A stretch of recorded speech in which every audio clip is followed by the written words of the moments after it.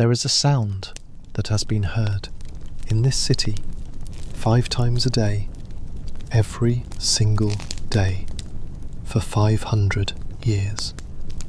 Not a bell, not a drum, a human voice, rising from a minaret, climbing above the rooftops, crossing the water, finding every street, every market, every sleeping household in the largest city on earth. The Adhan, the call to prayer, the sound that organised not just worship, but time itself. The sound that told the baker when to light his ovens, the sound that told the merchant when to open his stall, the sound that told the hammam worker when to stoke the fires, the sound that told everyone where they were in the day. 5 times, every day, for 500 years. Before we get into it, go ahead and like the video. Hit subscribe if this is the kind of thing you enjoy, and drop a comment telling me where you're watching from and what time it is. It's always strange and wonderful to see who's up at this hour. Now, find a comfortable position, a really comfortable one, because in the Ottoman Empire, comfort was taken seriously. More seriously, perhaps, than any civilization before or since. The hammam, the cushioned divan, the coffee house, the elaborate art of doing nothing, particularly with great refinement. And honestly, you probably wouldn't survive it. Not because it was dangerous, because the pace of it, the ritual of it, the extraordinary, unhurried attention to every ordinary moment would completely overwhelm a modern person in approximately 3 days. Here's what nobody tells you about the Ottoman Empire. It wasn't all conquest. It wasn't all sultans and harems and dramatic battles. Most of it was a city. The greatest city in the world for 200 years. Constantinople, called Istanbul by its inhabitants, a city of 1 million people, at a time when London had 100,000. A city where, on any given day, you might hear 50 different languages, smell spices from 3 different continents, buy silk from China, coffee from Yemen, tulips from Persia. A city built on 2 continents simultaneously. Europe on one side of the Bosphorus, Asia on the other. The bridge between them, literally, and in every other sense. A world that moved beautifully, slowly, with more attention paid to tea and conversation than most of us manage in a lifetime, which makes it, almost perfectly, designed for falling asleep to. So, settle in. Pull whatever you've got a little closer, like a cushion on a divan. Low, soft, unhurried. We're going to spend the next few hours drifting through the Ottoman Empire together. The call to prayer at dawn, the grand bazaar at midday, the hammam in the afternoon, the coffee house at dusk, the Bosphorus at night, and, by the end, a civilization that understood something about rest, about stillness, about the particular luxury of time that we have almost entirely forgotten. Very, very slowly. Let's begin. In 1453, a 21-year-old sultan stood on a hill above Constantinople and looked at the most fortified city in the world. Walls built by the Romans, walls that had held for 1,000 years, walls that had repelled, by some counts, 23 separate sieges, walls that were, by every military assessment, impregnable. Mehmed II, Sultan of the Ottoman Empire, looked at those walls and said, essentially, "We'll see about that." 53 days later, he rode through them on a white horse into the greatest city on earth, and the world changed. But that is the dramatic version. Tonight, we are not doing the dramatic version. Tonight, we are interested in what came after. Not the conquest, the city. What it became under Ottoman rule. Over the next 2 centuries, the most remarkable urban civilization the world had ever seen. A city of 1 million people, at a time, the mid-16th century, when the population of the entire country, of England, was 4 million. One city, containing a quarter of a country, the largest city on earth, the richest city on earth, the most cosmopolitan city on earth. A place where, on any given day, you might walk past a Greek merchant, an Armenian jeweler, a Jewish physician, a Venetian diplomat, a Persian poet, all within a single street. The position. Let's start with the geography, because Constantinople's position was not just advantageous, it was almost impossibly perfect. A peninsula, surrounded on 3 sides by water, the Bosphorus to the east, the strait connecting the Black Sea to the Sea of Marmara, one of the most strategically important waterways in the world. The Golden Horn to the north, a natural harbour, protected, deep, capable of holding any fleet. The Sea of Marmara to the south, and the land walls to the west, the only side not protected by water, which is why they were the greatest land fortifications ever built. To control Constantinople was to control the movement of goods between Europe and Asia, between the Black Sea and the Mediterranean, between the known world and the world beyond it. Every ship passing through the Bosphorus paid tribute. Every merchant crossing from Europe to Asia passed through the city. Every idea, every spice, every piece of silk, every manuscript, travelling between east and west, passed through Constantinople. The city, not just a place, a toll booth on the road between worlds. The 7 hills. Constantinople, like Rome before it, was built on 7 hills. Not accidentally. The city's founders, both Roman and Ottoman, understood the symbolic resonance. 7 hills, like Rome, the claim of equal or greater legitimacy. The message, architectural, undeniable. We are the inheritors of everything that came before. On each hill, a mosque. The skyline of Constantinople, one of the most recognizable in human history. The great domes, the minarets, rising above the rooftops, visible from the sea, from miles away, announcing the city before the city itself appeared.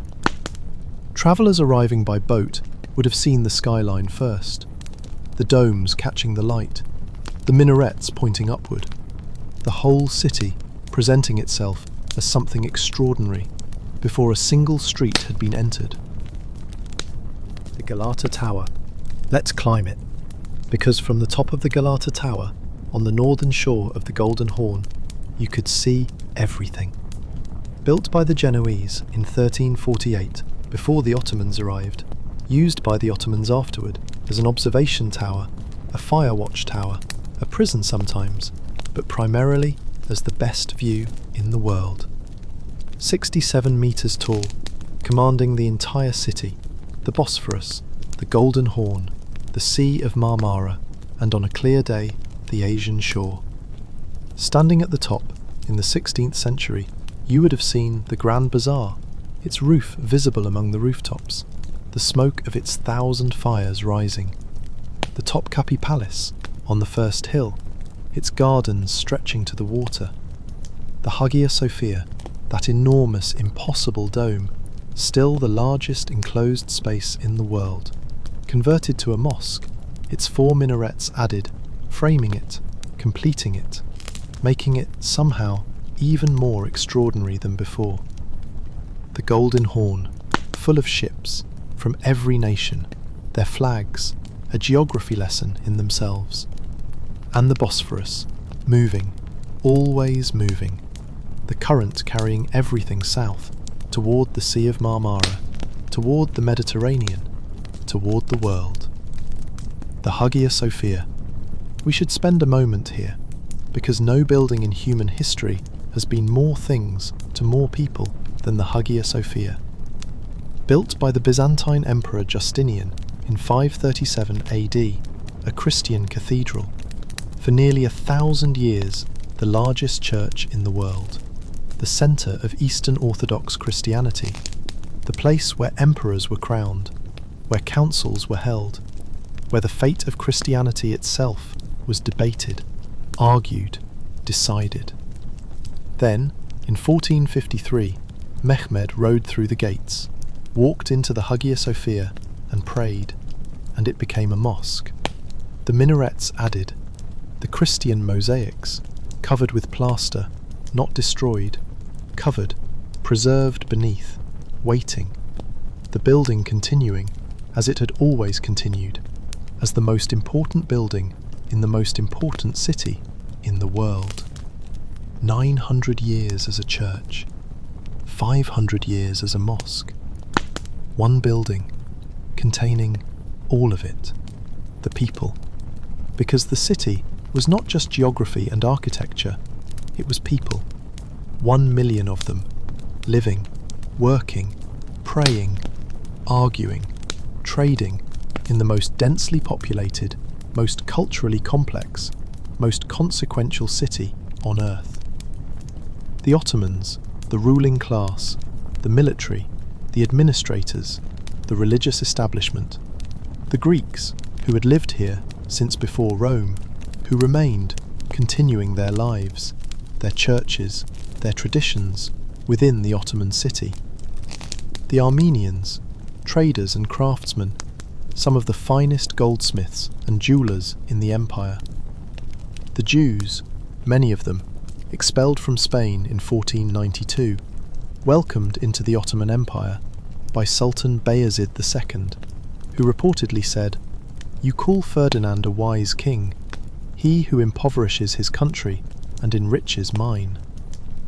The Venetians, the Genoese, the Persians, the Egyptians, all of them in one city, organised, not into conflict, but into a functioning, if imperfect, coexistence. The millet system. This is worth understanding, because the Ottoman Empire, governing an enormous territory, containing dozens of different religions, dozens of different languages, dozens of different cultures, needed a way to manage all of it. The millet system. Each religious community organised into a millet, a nation within the nation.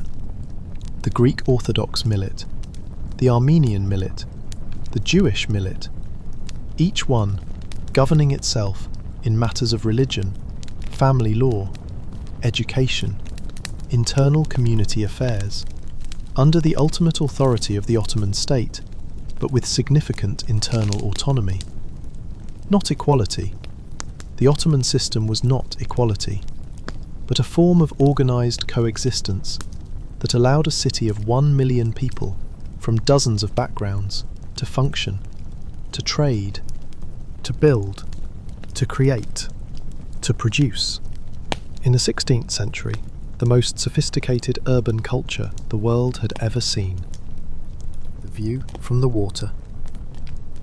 Let's end here, because the best view of Constantinople was always from the water.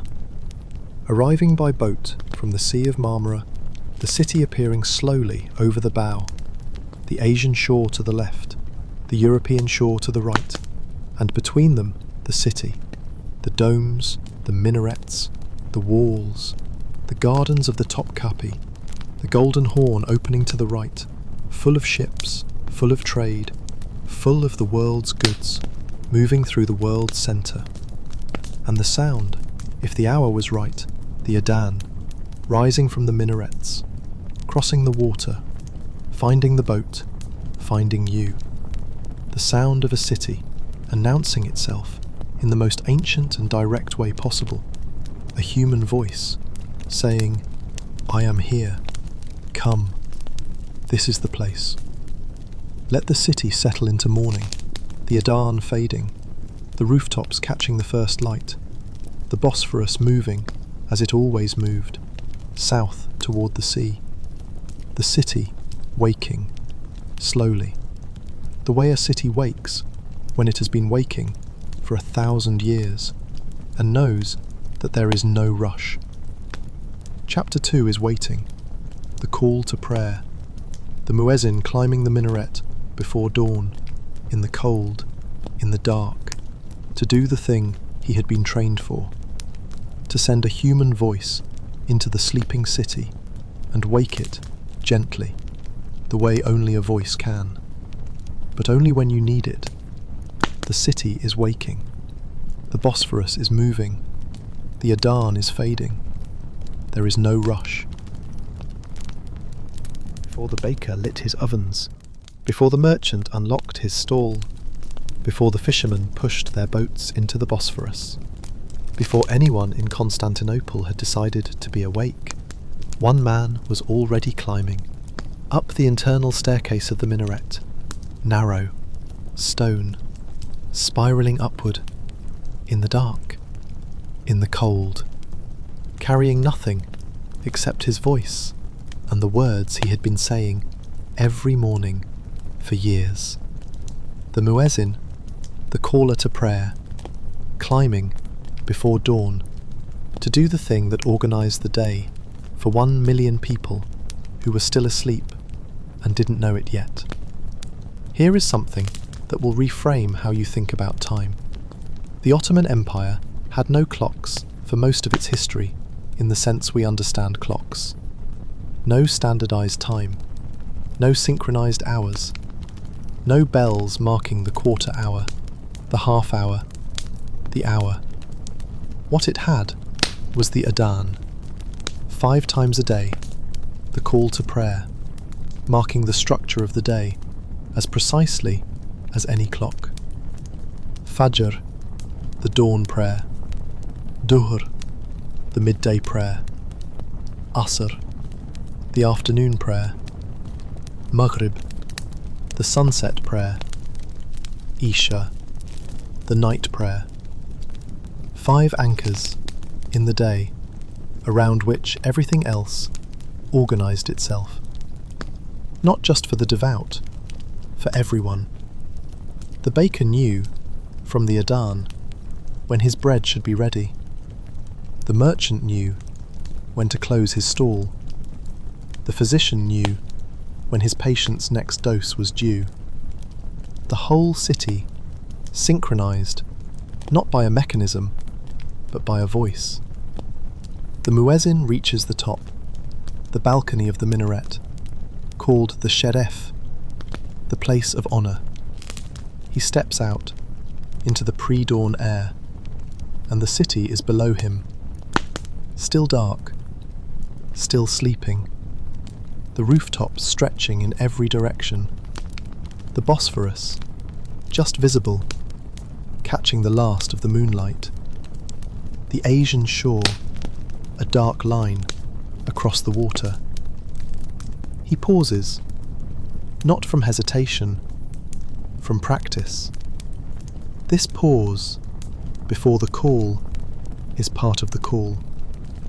The breath gathered, the intention set, the mind clearing of everything except what was about to come.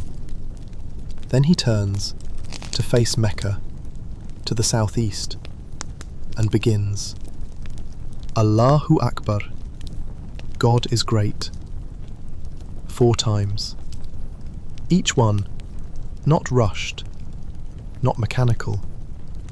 Each one carrying something that the words alone don't fully convey. The Adan, in Arabic, is not just a text. It is a musical form. Each muezzin, trained in its performance, bringing his own voice, his own interpretation, to words that were fixed, but the sound of which was alive.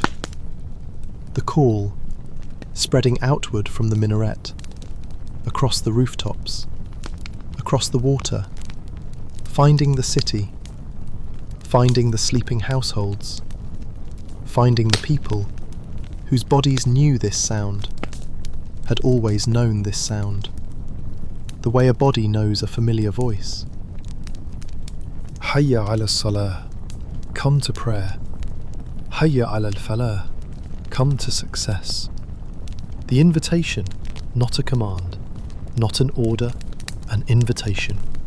Come, if you choose, if you are able. If this is the moment in your day when you can stop and remember what the day is for.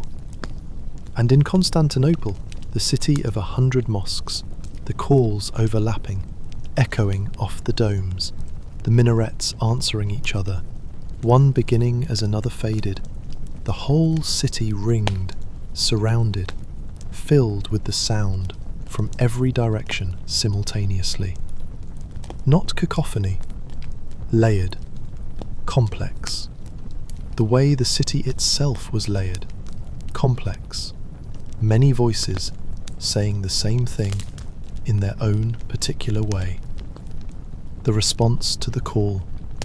Because the city did not simply receive the adhan and go back to sleep. Some people rose, performed their ablutions, the ritual washing, wudu, before prayer. Hands, face, arms to the elbow, head, feet. The water, cold at this hour, in the fountain of the mosque courtyard, waking the body in the most direct way possible. Then, the mosque, the interior, lit by oil lamps at this pre-dawn hour. Warm light on stone, on tile, on the geometric patterns that covered every surface. The rows forming, the imam leading, the prayer beginning. And some people stayed in bed, which was theologically permitted for the very young, the very old, the unwell, and, practically speaking, for the simply exhausted. The adhan heard, acknowledged, and the pillow accepted back. The prayer offered silently from the warmth of the blanket.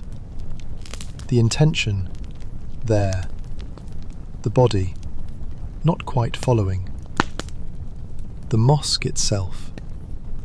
Let's spend time here, because the Ottoman mosque was not just a place of prayer, it was the centre of the community.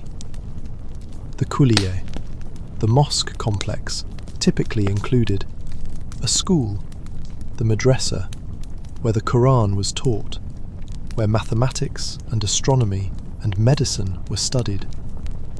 A hospital, the Darushifa, treating the sick, free of charge. A kitchen, the Imaret, feeding the poor, every day, without exception. A caravanserai, housing travellers, merchants, pilgrims, passing through the city. A library, a bathhouse, sometimes a market whose income funded all of the above. The mosque, not just a building for worship, a complete social infrastructure. Everything a community needed, organised around and funded by the act of prayer. The Imaret, the kitchen that fed the poor. Let's pause here, because this deserves a moment. Every major mosque complex in the Ottoman Empire operated a kitchen that prepared food twice a day and distributed it free to anyone who needed it. Students, the poor, travellers, workers building the mosque itself. Sometimes, simply, anyone who arrived at the door. The soup, always soup. The bread, the rice, prepared by the imaret workers in quantities that staggers the modern mind. The imaret of the Suleymaniye Mosque, the great mosque of Suleiman the Magnificent, fed, at its peak, 5,000 people every day. 5,000 people, fed, free, every day. Because the mosque had decided that no one in its neighbourhood should be hungry. The midday prayer, Dhuhr, the second call of the day. The city, at full noise by now, the grand bazaar, the markets, the streets, the Bosphorus traffic, all of it at its peak. And then, the adhan, rising above the noise, the city not stopping entirely, but pausing, the merchant, mid-transaction, holding up a hand. One moment, the physician, finishing his examination before stepping away, the craftsman, setting down his tool. Not everyone, not all at once, but the pause, moving through the city like a wave, a brief collective acknowledgement that the day had reached its midpoint, that the sun was at its height, that something bigger than the transaction, bigger than the craft, bigger than the noise of a city at work, was being noted. The sunset prayer, Maghrib, the most beautiful call of the day, many would say, because the timing of it, at the exact moment of sunset, meant that the adhan and the light arrived together. The sun going down over the European hills, the sky turning the colours that only the Bosphorus sky turned. That particular orange, almost too orange, the water catching it, the domes catching it, the minarets lit from the side, gold against the darkening blue, and the adhan beginning as if the call and the sunset were the same thing, the light and the voice leaving together. The fishermen on the Bosphorus pulling in their lines, the merchants closing their stalls, the city in the few minutes between the sunset and the dark, briefly, completely golden. The night prayer, Isha, the last call of the day, the city, by now, settling, the markets closed, the streets quieter, the Bosphorus still moving as it always moved, but the traffic on it reduced. The oil lamps in the mosque casting that particular warm light on the tiles, on the geometric patterns, on the faces of the people who had come for this last prayer before sleep. The prayer itself, the night prayer, considered by many the most intimate. The day done, the world set aside. Just this. Just the words. Just the presence of something that had been present all day, even when the noise and the transaction and the craft had made it easy to forget. And then the muezzin descends. The same staircase, the same stone steps, spiralling downward into the warmth of the mosque from the cold of the minaret balcony. His voice, which has made the call 5 times today, as it has every day, resting now. The city, organised, sustained, structured by that voice, settling into the night. The calls done until before dawn, when the staircase would be climbed again, in the dark, in the cold, and the voice would rise once more above the sleeping city. 5 times, every day, for 500 years, the most reliable sound in the most important city in the world. Let the adhan fade into the night, the city settling around it, the minarets dark now against the stars, the Bosphorus moving as it always moved, the day organised, completed by 5 human voices, rising above the rooftops and finding everyone below. Chapter 3 is waiting. The Grand Bazaar, the world's oldest covered market. 4,000 shops, 65 streets, and a smell that travellers described for 500 years as unlike anything anywhere else on earth. But only when you need it. The adhan has faded. The city is settling. The muezzin is descending. It has been open every day, except religious holidays, since 1461. 560 years. The same building, the same streets inside it, the same trades, in roughly the same locations.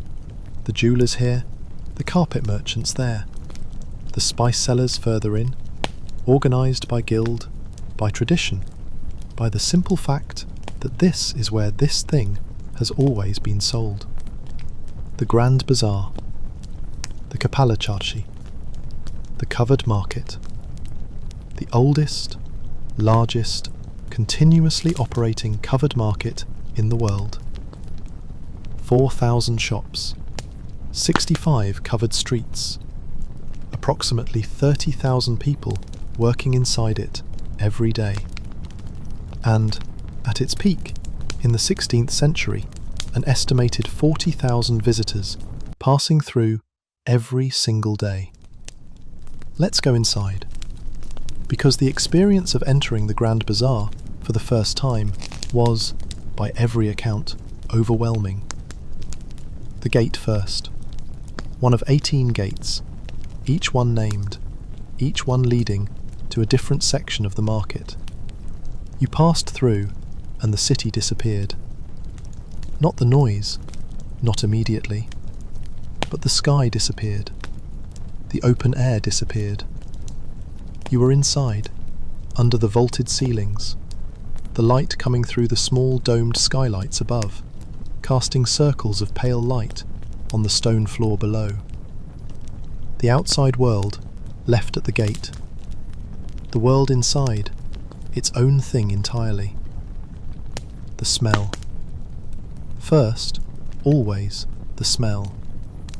Leather.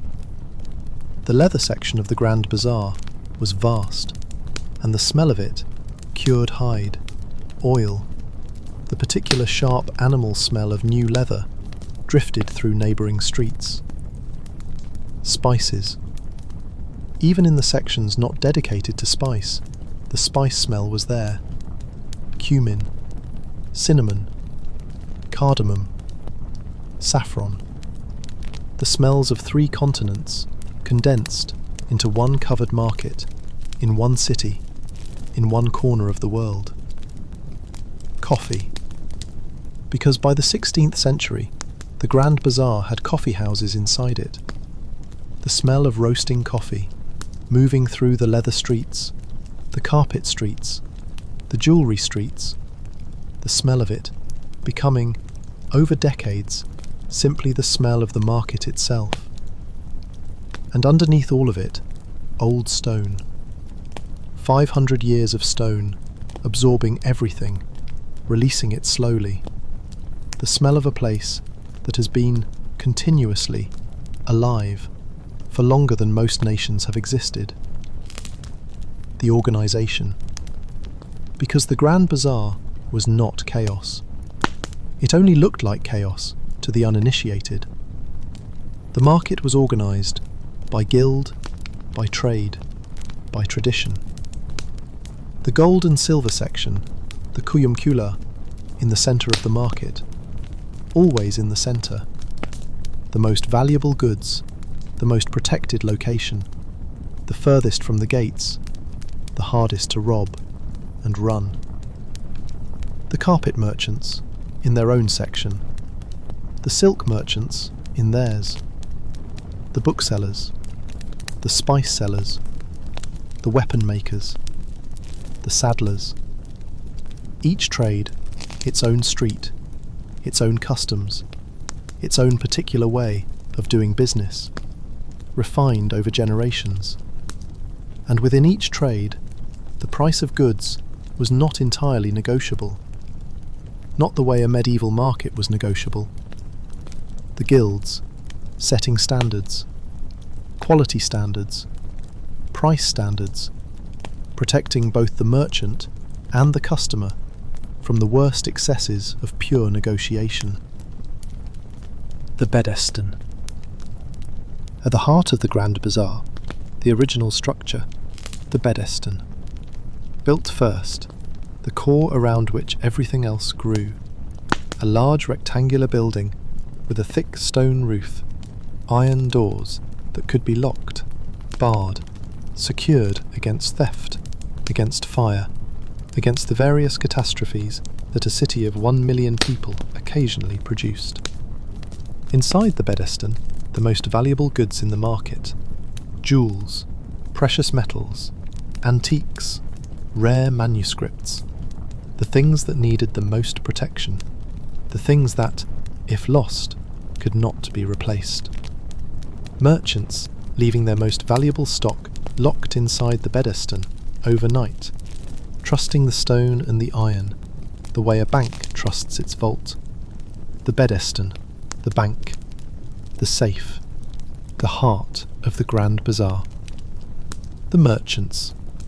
Let's spend time with them. Because the Grand Bazaar was not just goods, it was people.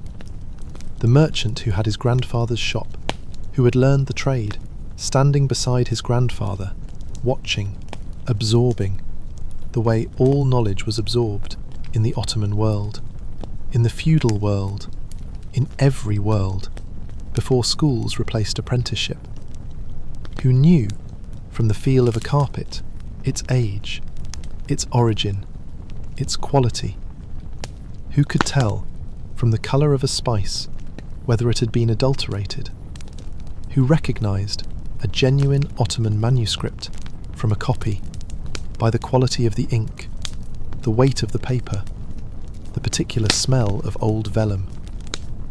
Knowledge, in the hands, in the eyes, in the nose, built over a lifetime, and a grandfather's lifetime before that. The customers, because the Grand Bazaar served everyone. The palace officials, buying silk for the Sultan's court. The housewife, buying spices for the evening meal. The foreign merchant, buying carpets to sell in Venice or Lisbon or Amsterdam. The diplomat, buying gifts to bring home to a king who had never seen such things. The scholar, in the book section, spending 3 hours over a manuscript that he probably couldn't afford, but couldn't put down. All of them, in the same covered streets, under the same vaulted ceilings, in the same circles of pale light, from the same skylights that had been letting in light for 500 years. And the visitors, because even people who had nothing to buy came to the Grand Bazaar, to see, to hear, to smell, to simply be in the middle of the world. The coffee houses inside the market, because this is where something remarkable happened. The Kahvehane, the coffee house, had spread through Constantinople by the mid-16th century with a speed that tells you something important about how desperately people wanted what it offered. A warm place, a place to sit, a cup of something hot and stimulating, and, most importantly, someone to talk to. The coffee houses inside the Grand Bazaar were where the deals were made. Not at the stall, not in the formal transaction. Over coffee. The relationship established. The trust built. The price, eventually, agreed. The Ottoman business culture, like the Japanese business culture, understanding that the relationship came before the transaction, that no one bought from someone they didn't trust, and trust was built over coffee, slowly, over time. The carpets. Let's spend a moment here, because the carpet section of the Grand Bazaar deserves its own moment. The Ottoman carpet was not just a floor covering, it was, in the most literal sense, a work of art. Woven by hand in villages across Anatolia, each one taking months, sometimes years to complete. The patterns not random, each one a language. Geometric patterns that carried meaning, protection, fertility, prosperity, woven into the design, visible to those who knew how to read them. The colours, from natural dyes, madder root for red, indigo for blue, walnut shells for brown, saffron for yellow. Colours that, over decades, deepened rather than faded. The old carpet, more beautiful than the new one. The use, not diminishing the value, increasing it. Wabi-sabi, in Ottoman form. The old thing, more beautiful for having been used. The afternoon. By midday, the Grand Bazaar was at its fullest, the noise at its peak. The negotiations, the most intense.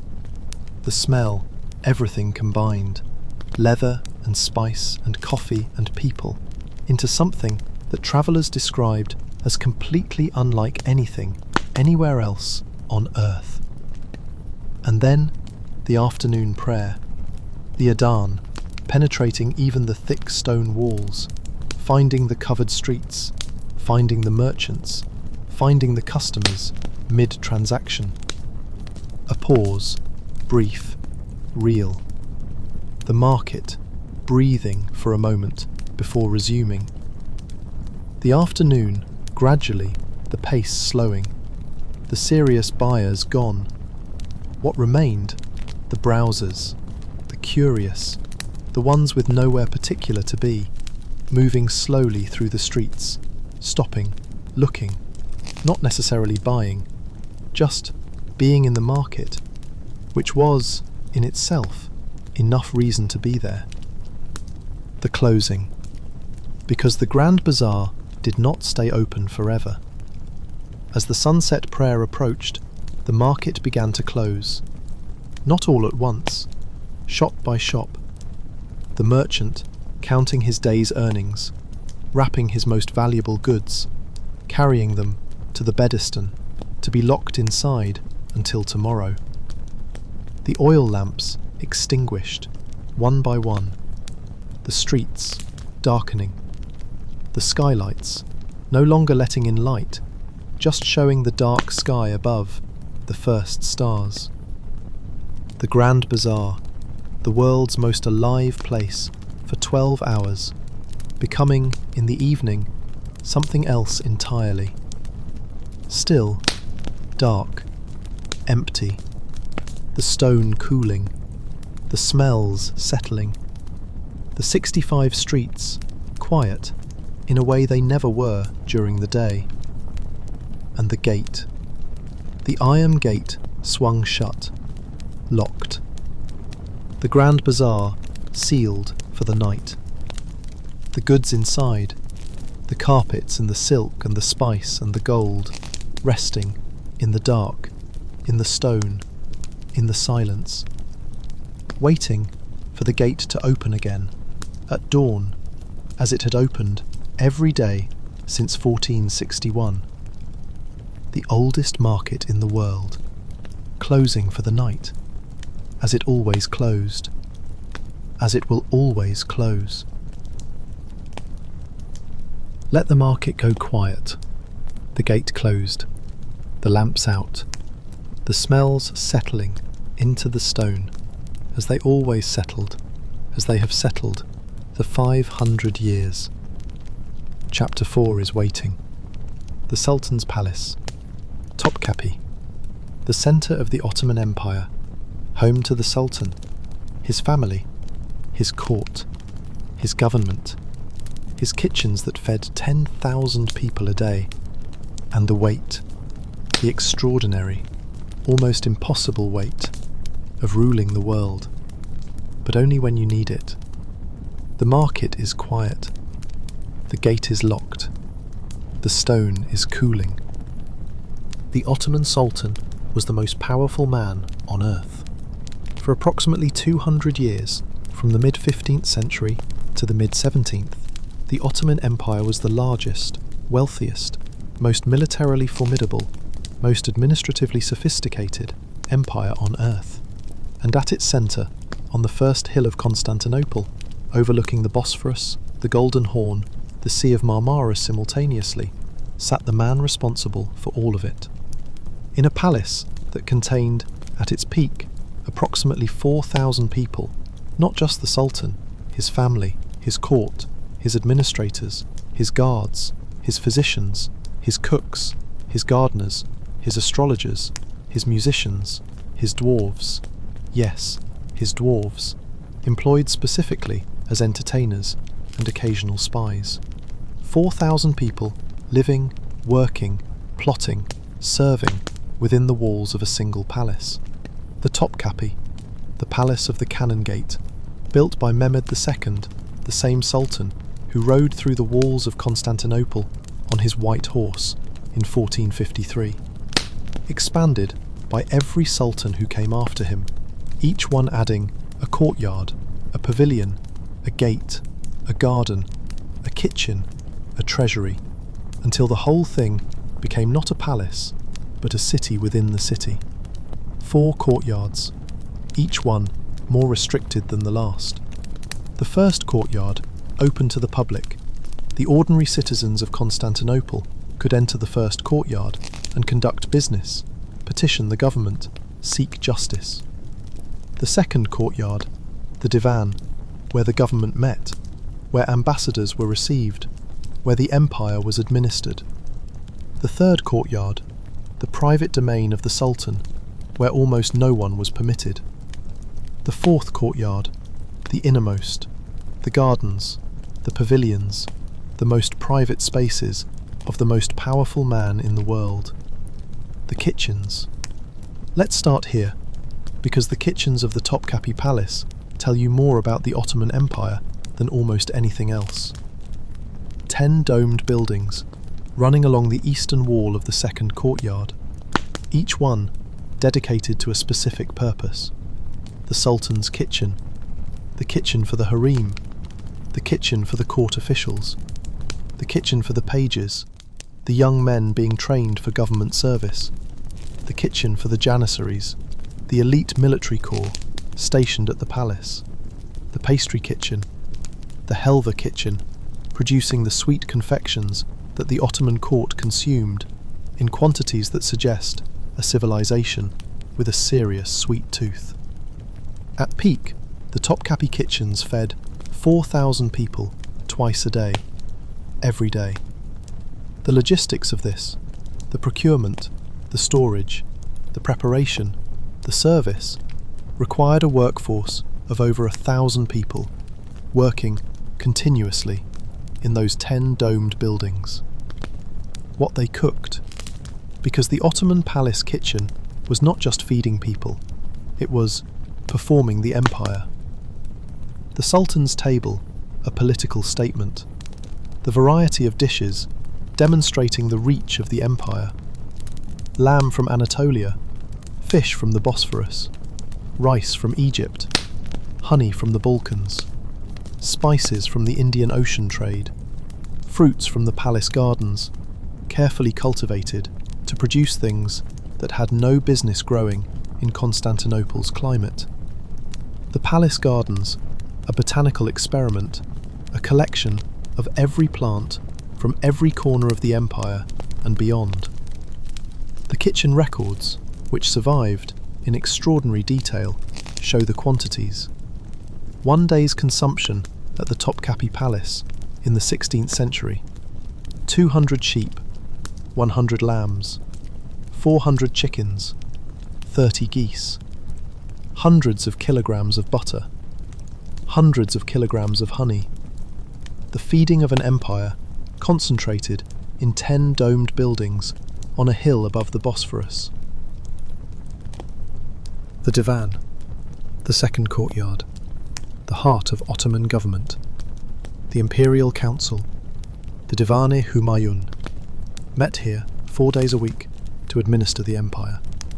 The Grand Vizier presiding, the highest official in the empire after the Sultan himself, the man who, in practice, ran everything. The ministers of finance, the military commanders, the chief judges, all gathered in the domed council chamber, debating, deciding the affairs of an empire that stretched from Hungary to Yemen, from Morocco to Persia. And above the council chamber, a latticed window, small, screened, almost invisible from below, through which the Sultan could observe without being seen, watching his government at work without their knowledge, knowing from this hidden vantage point who was loyal, who was competent, who was saying one thing and doing another. The window that saw everything, from a position that could not be seen. The harem. The word, in Arabic, means forbidden, sacred, protected. Not, as the Western imagination has long constructed it, a place of simple pleasure. The harem was a palace within the palace. Hundreds of rooms, gardens, baths, kitchens, schools. Home to, at various times, several hundred women. The Sultan's mother, the Valide Sultan, the most powerful woman in the empire, who ran the harem with an authority that extended well beyond its walls. The Sultan's wives, officially 4, though not always 4 simultaneously. His concubines, his daughters, his sisters, the slave women who had been educated, trained in music, in poetry, in the management of complex social environments, in the arts of a sophisticated court, and the women who ran all of it, the senior women of the harem who managed the household, the finances, the education, the complex politics of several hundred people living in very close proximity with very high stakes. The Valide Sultan, the Sultan's mother. Let's spend a moment here, because she deserves it. The Valide Sultan, in the Ottoman system, held more formal power than almost any woman in any court, in any civilization, in the 16th century. She ran the harem. She controlled access to the Sultan. She managed the education of the royal children. She conducted foreign correspondence with other queens, with foreign governments. She controlled significant financial resources of her own. She appointed and dismissed officials. She influenced, sometimes determined, the direction of imperial policy. The period historians call the Sultanate of Women, the late 16th and 17th centuries, when the Valide sultans effectively governed the empire, while their sons, sometimes children, sometimes weak, sometimes simply not interested, sat on the throne. The most powerful empire on earth, governed from a room that most people thought contained only cushions. The Sultan's Day. Let's follow it, because the most powerful man on earth had a day that was, in many ways, profoundly constrained. He woke to the dawn prayer, the adhan, finding even the innermost chambers of the Topkapi, calling even the Sultan to the same obligation as the farmer, the merchant, the muezzin himself.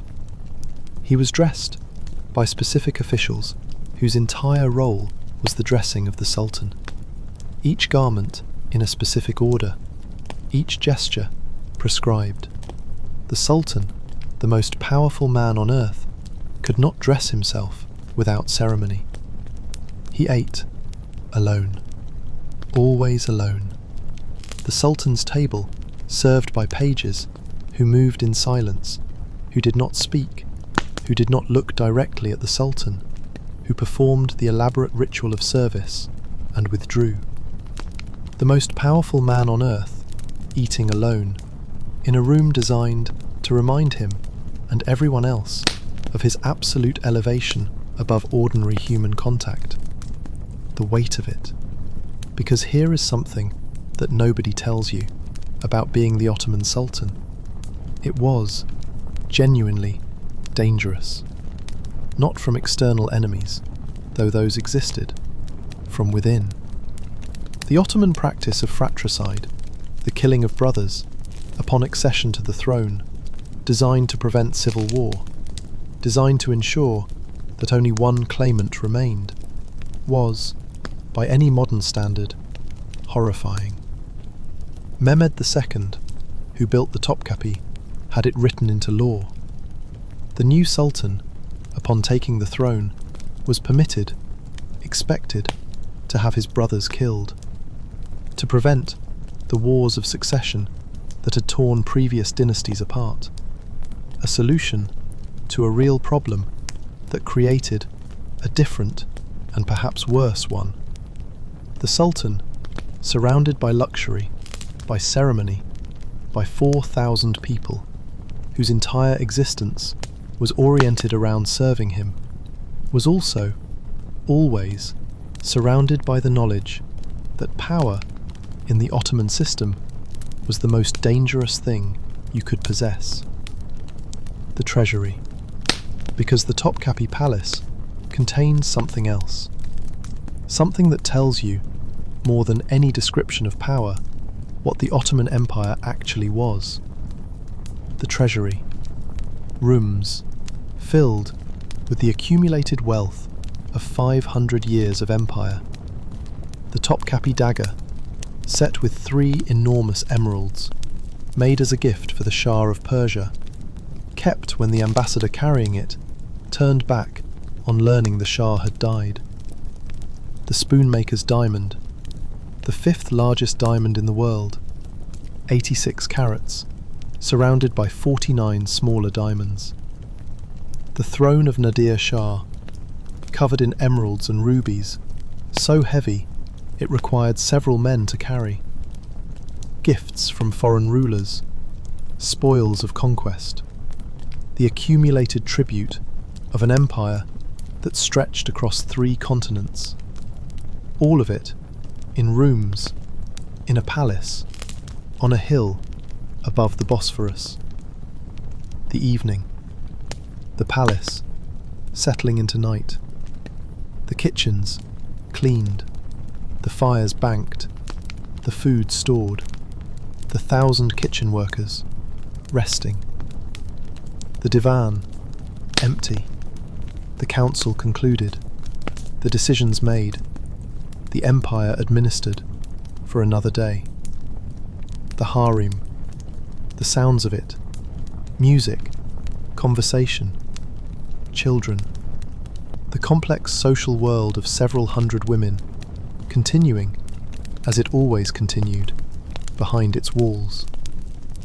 And the Sultan, in his innermost apartments, in the 4th courtyard, the most private space, in the most private palace in the world, looking out, perhaps, at the Bosphorus, the water moving, in the dark, south toward the sea, the Asian shore, a line of lights across the water, the most powerful man on earth, alone, with the view that everyone in the city could see, but only he owned. Let the palace settle into night. The kitchen's quiet. The treasury sealed. The harem behind its walls. The Bosphorus moving. Below the gardens, as it always moved, Chapter 5 is waiting.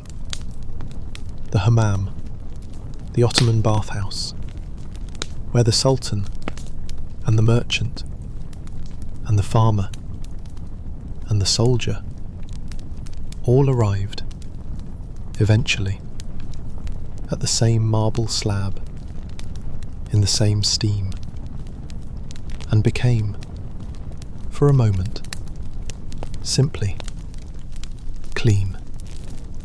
But only when you need it. The palace is settling. The Bosphorus is moving. The night is enough. The Ottoman Empire built over 300 hammams in Constantinople alone. 300 in one city. Not because the Ottomans were unusually dirty, because they were, by the standards of the 16th century world, unusually serious about being clean. While the rest of Europe was largely operating on the medieval understanding that bathing was either unnecessary, dangerous, or both, the Ottoman world had built a civilization around the ritual of washing. Not just washing, the hammam, which was, as we found with the Japanese sento, not primarily about cleanliness. It was about everything else. The Islamic tradition of cleanliness. Let's start here, because the hammam was not just a cultural preference, it was a religious obligation. Islam, from its earliest centuries, placed extraordinary emphasis on ritual purity. Tahara, the state of cleanliness required before prayer. The wudu, the ablution, performed 5 times a day before each prayer, washing the hands, the face, the arms, the head, the feet, and the ghusl, the full body wash, required after specific events, birth, death, marriage, and others. The hammam, the place where ghusl could be performed properly, where the body could be made fully, ritually clean, not optional, required, which meant that building hammams was not a luxury, it was infrastructure. The same way you built mosques, the same way you built schools. The hammam, as essential to Ottoman urban planning as the minaret. The architecture, because the Ottoman hammam was a work of art. 3 sections, each one serving a specific purpose, each one at a different temperature, each one a different experience. The kamakan, the entrance hall, where you arrived, where you undressed, where you left your clothes, in a private cubicle, and wrapped yourself in a peshtamal, the hammam cloth, a large cotton wrap that preserved modesty while allowing access to the skin. The kamakan, not just a changing room, a decompression chamber. The transition from the city outside to the world of the hammam. A place to sit, to drink tea, to begin slowly, to let the outside world go. The warm room, the middle section, the transition between cool and hot. Not hot enough to shock, just warm enough to begin the process. The body adjusting slowly to what was coming. The pores beginning to open. The muscles beginning to loosen. The breathing slowing as the warmth found its way into the chest, into the shoulders, into the places where the day had accumulated. The ilukluk, the wisdom of gradual transition. Not the cold to the hot in one step. The body eased through, one temperature at a time. The hammam, understanding that the body needed time to accept what was being offered. The hararet, the hot room, the heart of the hammam. The göbektashi, the navel stone, a large heated marble platform in the centre of the room, raised, warm from below, where the hot air circulated under the floor through the hypercaust system, inherited from the Romans, refined by the Ottomans into something more deliberate, more precise, more deeply pleasurable. You lay on the göbek taşı, the marble, warm against the back, not the sharp shock of hot water, a deep, penetrating, surrounding warmth, the kind that found the places that surface heat never quite reached, the back of the shoulders, the base of the spine, the places that carried, without knowing they were carrying, the accumulated tension of every ordinary day. The marble finding them, one by one, and releasing them. The dome. Let's look up, for a moment, at the ceiling of the Hararet. The Ottoman Hammam dome was not just structural, it was, in the most literal sense, beautiful.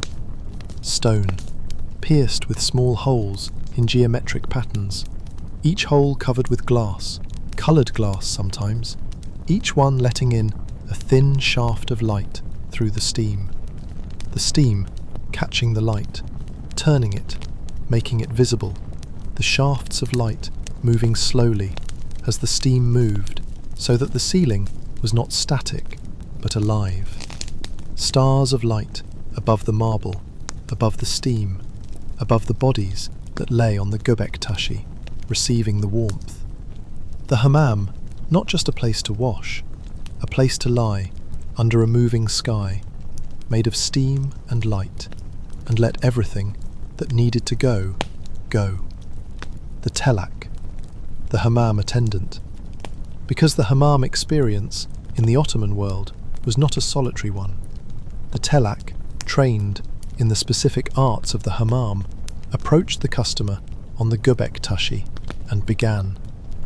The kese, the exfoliating mitt, rough, woven, moving over the skin, removing, in long, slow strokes, the accumulated dead cells, the surface of the body that had been, without your knowledge, waiting to be removed.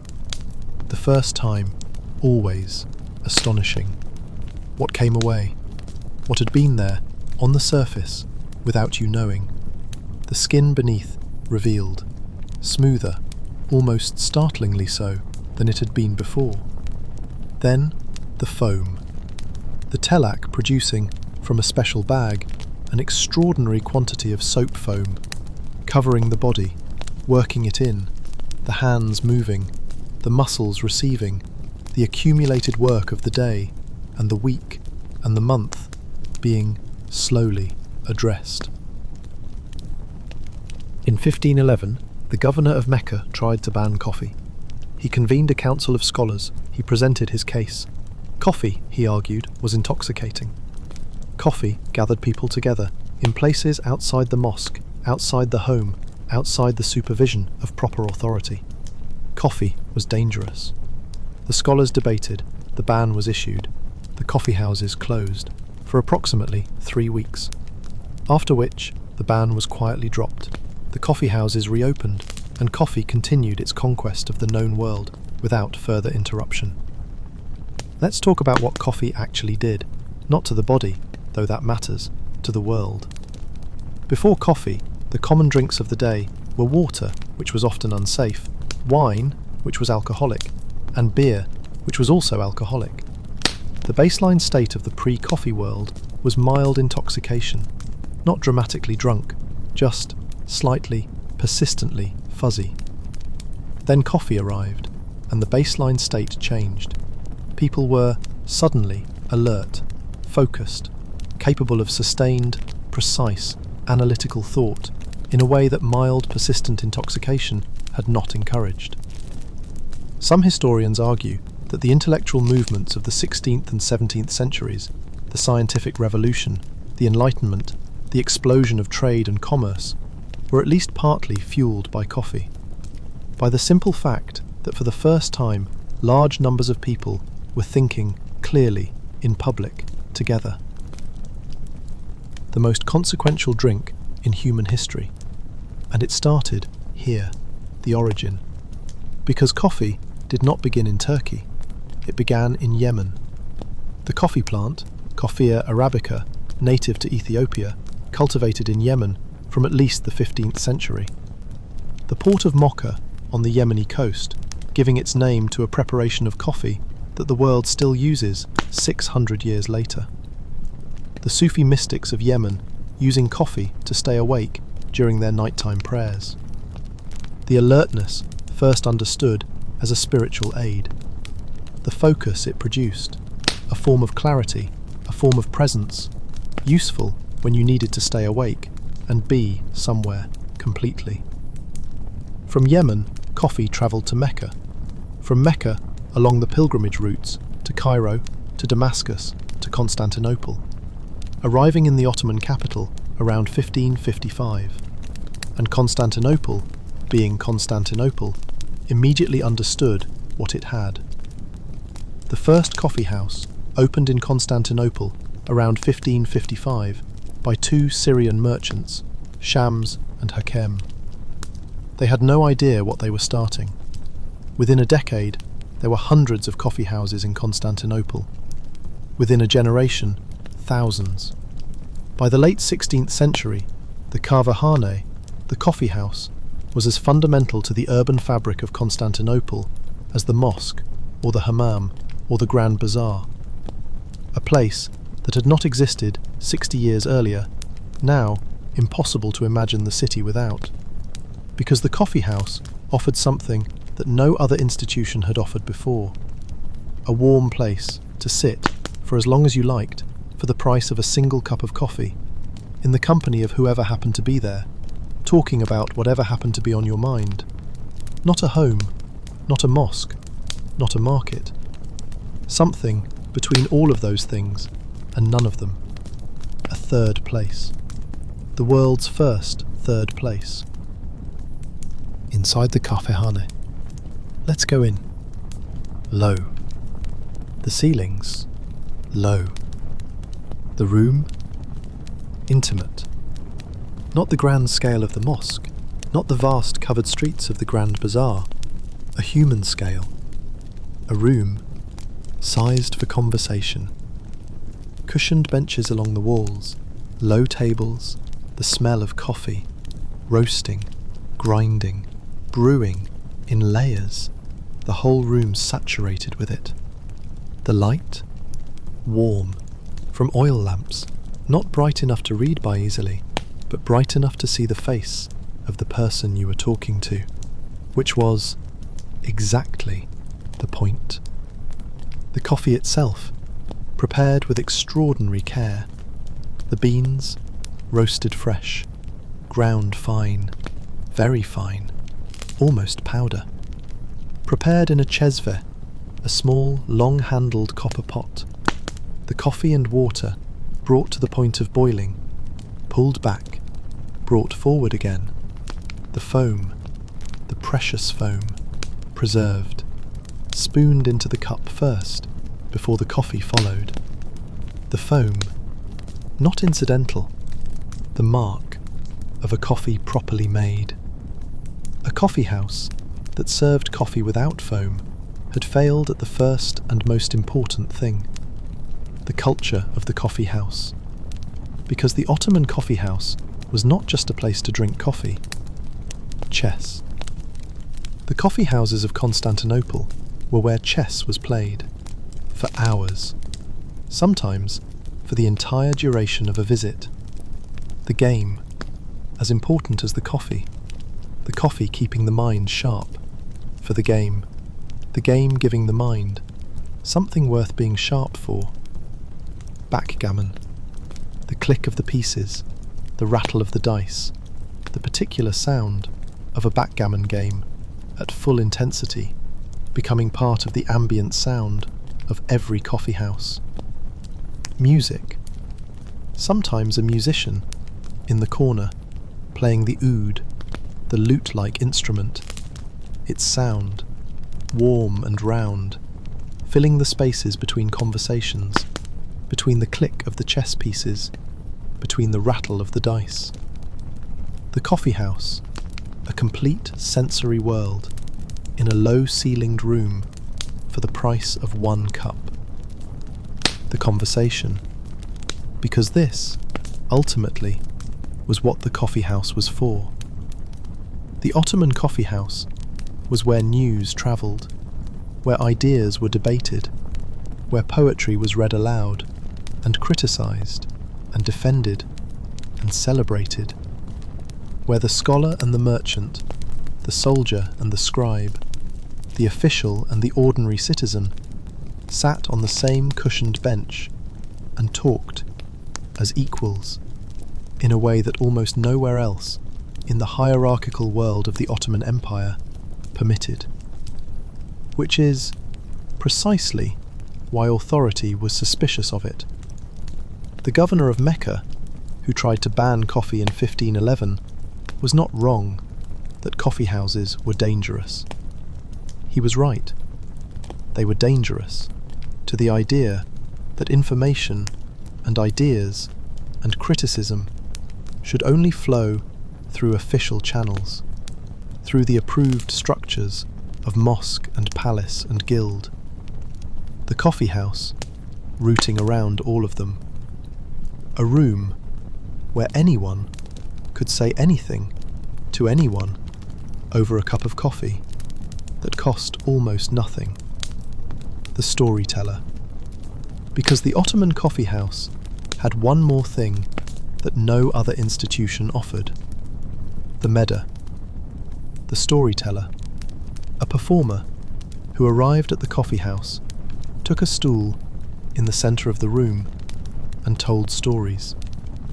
Not reading from a text, performing, voices for different characters, sound effects produced with a handkerchief, a staff, his own body, comedy, drama, satire.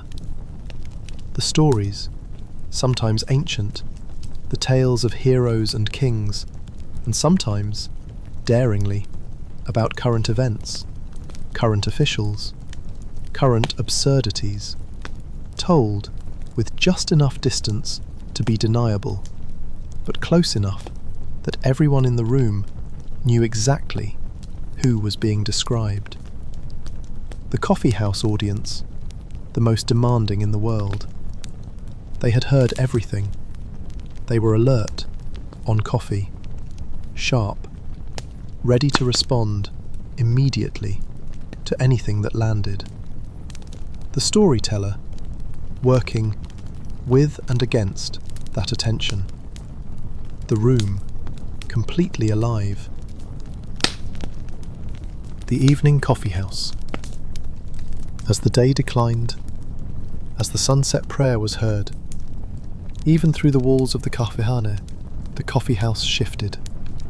The daytime crowd, the merchants, the officials, the scholars, mostly gone, replaced by the evening crowd, the people who had nowhere particular to be, who wanted simply to sit in a warm room with other people and let the evening pass. Another cup of coffee, or tea by now. The oud player, still in the corner, playing more slowly, the music matching the pace of the evening, the pace of a room that had been full of energy and was now full of something quieter. Contentment, perhaps. The particular contentment of a day ending in good company, in a warm room with a small cup of something that had travelled from the mountains of Ethiopia to the port of Mocha, along the pilgrimage routes to this city, to this room, to this cup in your hand.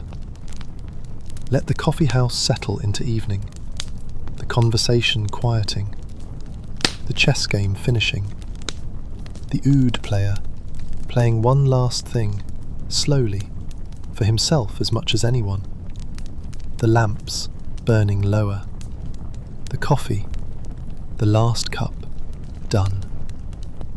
Chapter 7 is waiting. The spice merchant, the Egyptian bazaar, the market that smelled like 3 continents simultaneously, and the extraordinary global network of trade and connection that put the spices of the Indian Ocean onto the tables of Constantinople. But only when you need it. The coffee house is warm. The oud is fading. The evening is enough.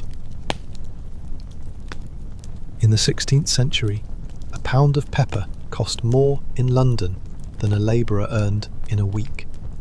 A pound of cinnamon more than a month's wages. Nutmeg more valuable by weight than gold. This is not hyperbole. This is not the romantic exaggeration of historians looking for a dramatic opening. This is what spices actually cost in the pre-Ottoman trade world, when the routes were uncertain, when the middlemen were many, when the distance between the nutmeg tree and the European table was measured in years and lives, and the accumulated margins of every hand the spice passed through on its way. And all of those routes, all of those margins, all of that value passed through Constantinople. The Egyptian bazaar, or what they name it, the Misr Çarşısı, called the Egyptian bazaar because the rents from its shops originally funded the Ottoman administration of Egypt. Built in 1664, attached to the Yeni Cami, the new mosque, its income, like the income of every Ottoman market, supporting the kuliya around it, the school, the hospital, the imaret, spice, funding education, funding medicine, funding the feeding of the poor. The smell of cinnamon, paying, indirectly, for someone's dinner. L-shaped, 86 vaulted shops inside, each one dedicated to the trade in spices, herbs, medicinal plants, dried fruits, nuts, and the extraordinary variety of things that the Ottoman trade network pulled toward Constantinople from every direction simultaneously. Let's meet our merchant, Ibrahim, third-generation spice merchant. His grandfather, who had come from Cairo, carrying knowledge of the spice routes, knowledge worth more in Constantinople than almost any cargo.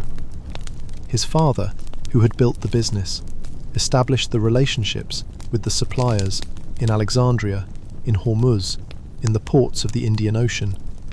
And Ibrahim, who had inherited a shop, a network, and a nose.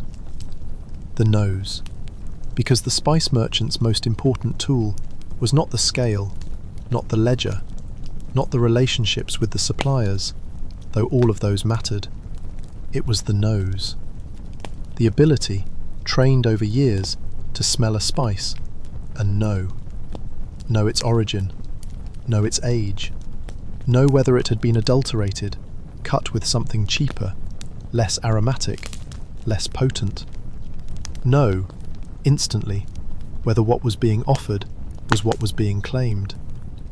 The nose, the final arbiter in a trade where deception was profitable and expertise was the only protection. The spices. Let's spend time with them, one by one, because each one had a story, a journey, a reason for being worth what it was worth. Pepper, Piper nigrum, the king of spices. Native to the Malabar coast of India, the single most traded commodity in the ancient and medieval world after grain. The Romans paid their tribute in pepper.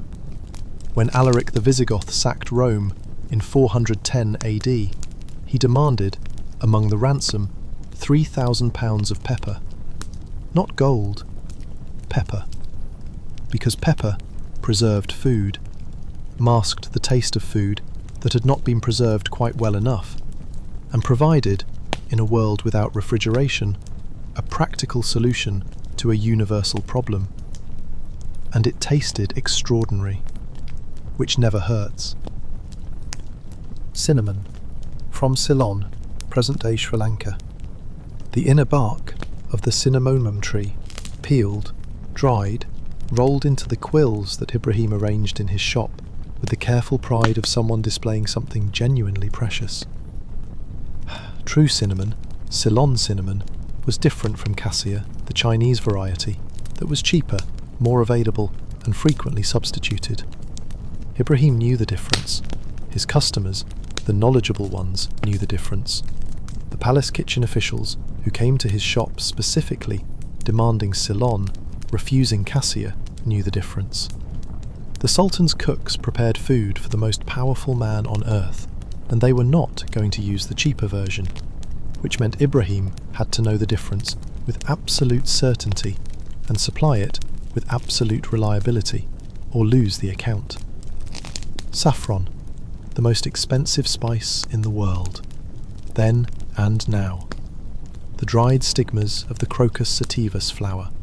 3 stigmas per flower, each one hand-picked in a window of a few weeks each autumn. To produce 1 pound of saffron, you needed approximately 75,000 flowers. 75,000 flowers, picked by hand, each one.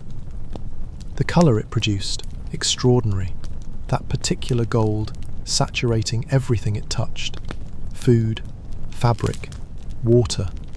The colour itself, a statement of wealth, of access, of the ability to afford the thing that most people could only smell when they passed Ibrahim's shop. The trade routes. Because the spices did not arrive in Constantinople by magic, the Indian Ocean trade network, the most sophisticated commercial system in the pre-modern world. The monsoon winds blowing northeast in winter, southwest in summer, creating natural sailing routes that the traders of the Indian Ocean had been exploiting for 2,000 years. Spices from the Spice Islands, the Maluku Islands in present-day Indonesia, the only place on earth where nutmeg and cloves grew, sailed west on the monsoon winds to the ports of India. From India to the Persian Gulf to Hormuz, from Hormuz by camel caravan to the Ottoman cities of the east, from there to Constantinople, from Constantinople to Venice, to Genoa, to the rest of Europe. A chain of thousands of miles, of dozens of intermediaries, of monsoon winds and camel caravans and Ottoman trade networks, ending in Ibrahim's shop in the Egyptian bazaar. The medicinal trade. Because the Egyptian bazaar was not just spices for cooking, herbs, medicinal plants, the dried roots and leaves and flowers and barks that the Ottoman physicians, the Hakims, used in their practice. The Ottoman medical tradition, drawing on, simultaneously, the Greek tradition of Hippocrates and Galen, the Islamic tradition of Ibn Sina, Avicenna, and the accumulated botanical knowledge of an empire that stretched from the Balkans to the Indian Ocean. The physicians, coming to Ibrahim's shop, or to the shops of the herbalists nearby, for the ingredients of their remedies, knowing, as the Egyptian physicians had known, that the correct herb, correctly prepared, was as important as the diagnosis. The spice merchant and the physician in constant conversation. The shop as much pharmacy as market stall. The afternoon. Ibrahim at his scales, the brass pans perfectly balanced before a customer arrived. Always perfectly balanced before a customer arrived. The honesty of the scale, the foundation of the business. In a trade where the goods were expensive, where adulteration was common, where the customer, in many cases, could not verify what they were buying until they got home, the merchant's reputation was everything. An honest scale, consistent quality, the same saffron this week as last week, the same pepper from the same supplier of the same quality, season after season. Not the cheapest, not the most profitable in the short term, the most reliable. And reliability in a trade built on trust was worth more than any single transaction. The smell of the market at midday. Let's stay with this for a moment, because the smell of the Egyptian bazaar at its busiest was, by every account, unlike anything else. Not a single smell. Layers.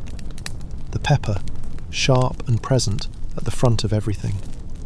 The cinnamon, sweet and warm underneath. The cardamom, green and floral, cutting through both. The dried roses, from the shops selling rose water, rose petals, the rose products that the Ottoman kitchen used with the same generosity as the spices themselves. The coffee roasting somewhere nearby. The incense from the religious supply stalls toward the back. The dried herbs, the medicinal section, earthy, green, ancient. All of it together in a vaulted stone building on a warm afternoon in Constantinople. The smell of the world's trade concentrated into one covered market on the edge of the Bosphorus. The evening. Ibrahim closing his shop. The sacks tied. The scales wrapped and stored. The most valuable goods, the saffron, the true cinnamon, locked away.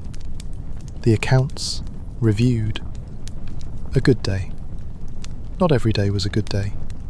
But today, the palace kitchen officials had come. The order was large. The price was right. And the saffron from the supplier in Anatolia was the finest this season.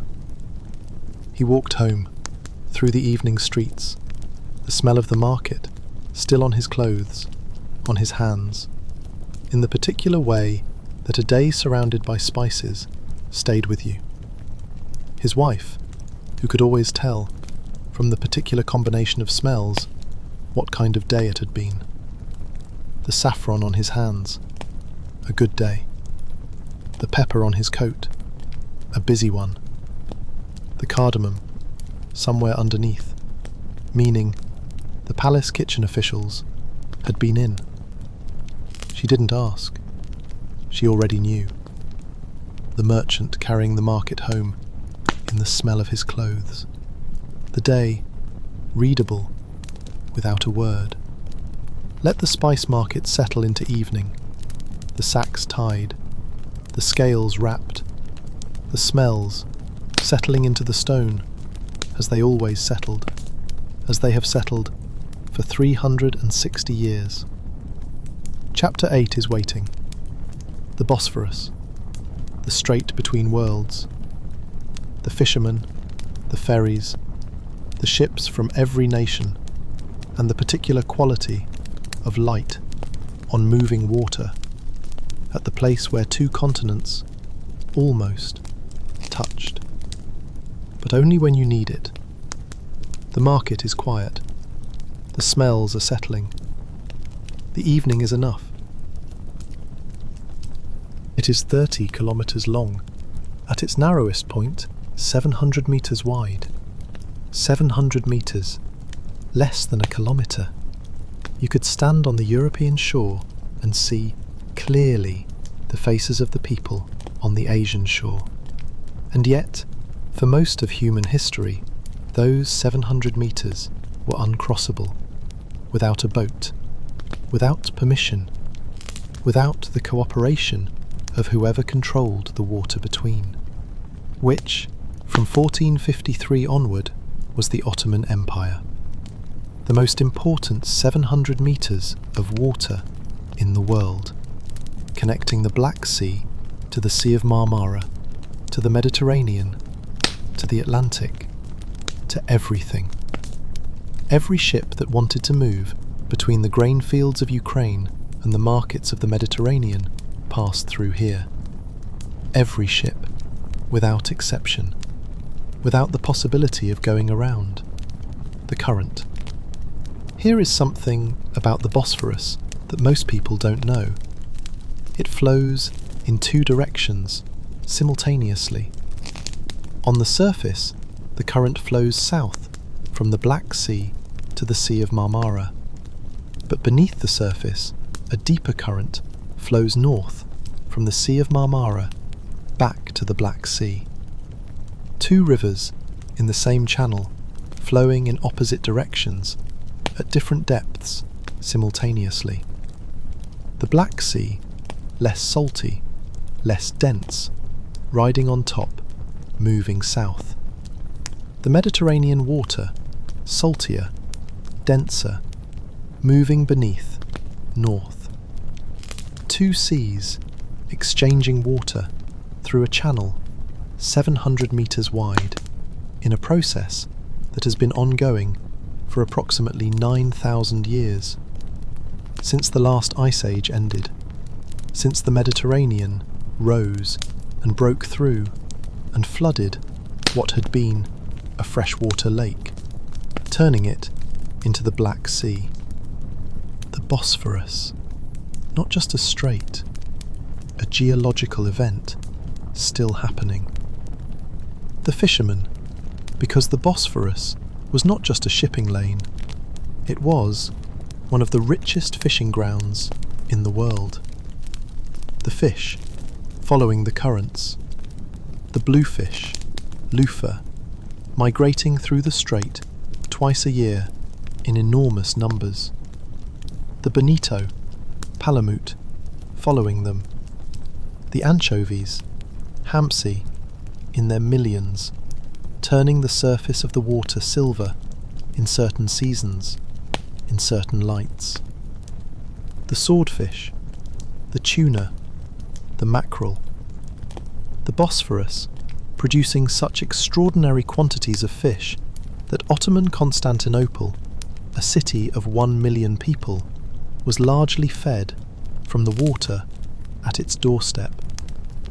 The fishermen, out before dawn, the small wooden boats, the kayaks, moving silently on the dark water, the nets going out in the dark, before the city woke, before the shipping lanes filled, before the Bosphorus became the busy commercial waterway it would be by mid-morning. The fish market, because the fish, caught before dawn, needed to be sold quickly. The fish market of Constantinople, on the Golden Horn, was one of the wonders of the city. Foreign visitors who had seen the Grand Bazaar, who had visited the Topkapi, who had walked the covered streets of the spice market, still described the fish market with a particular astonishment. The variety, the quantities, the speed of it.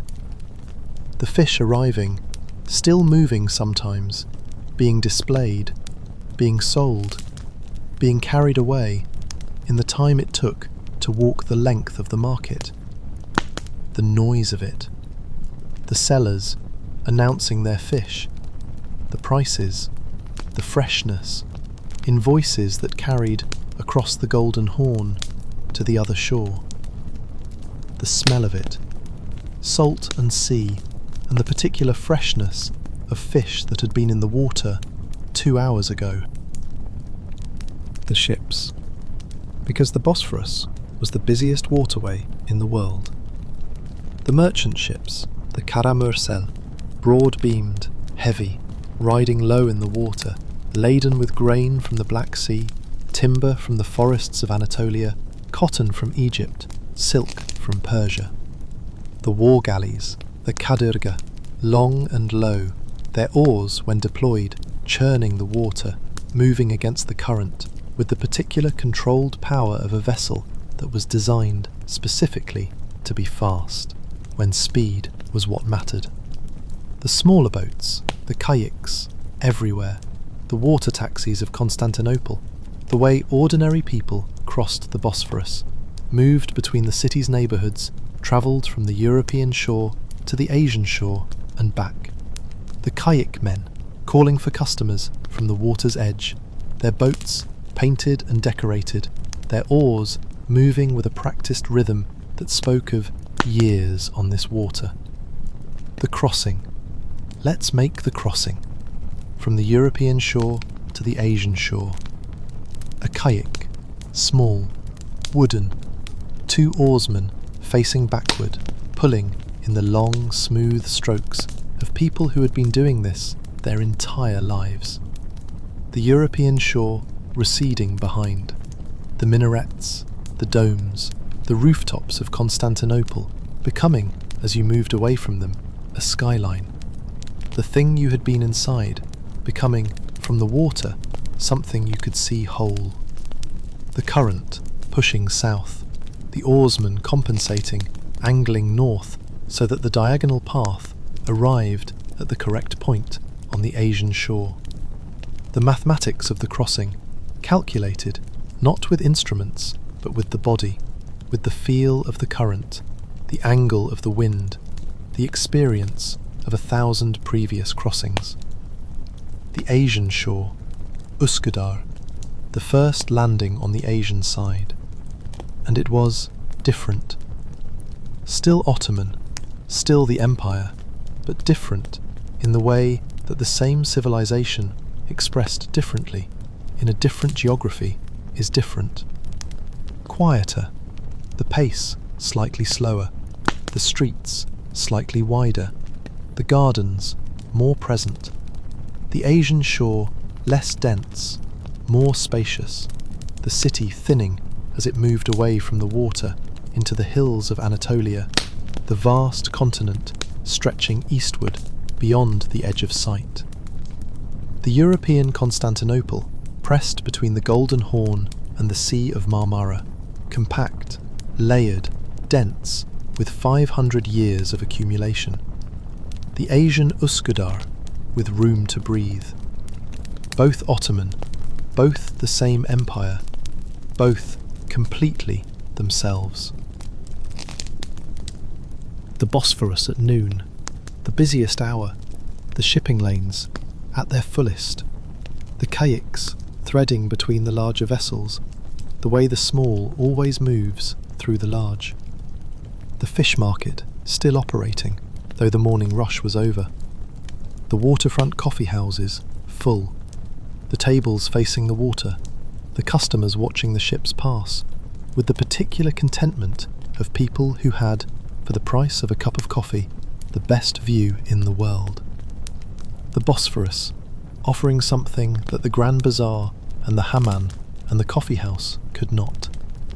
Movement, the constant, unceasing movement of the water, the ships coming and going, the current, always south on the surface, always north beneath.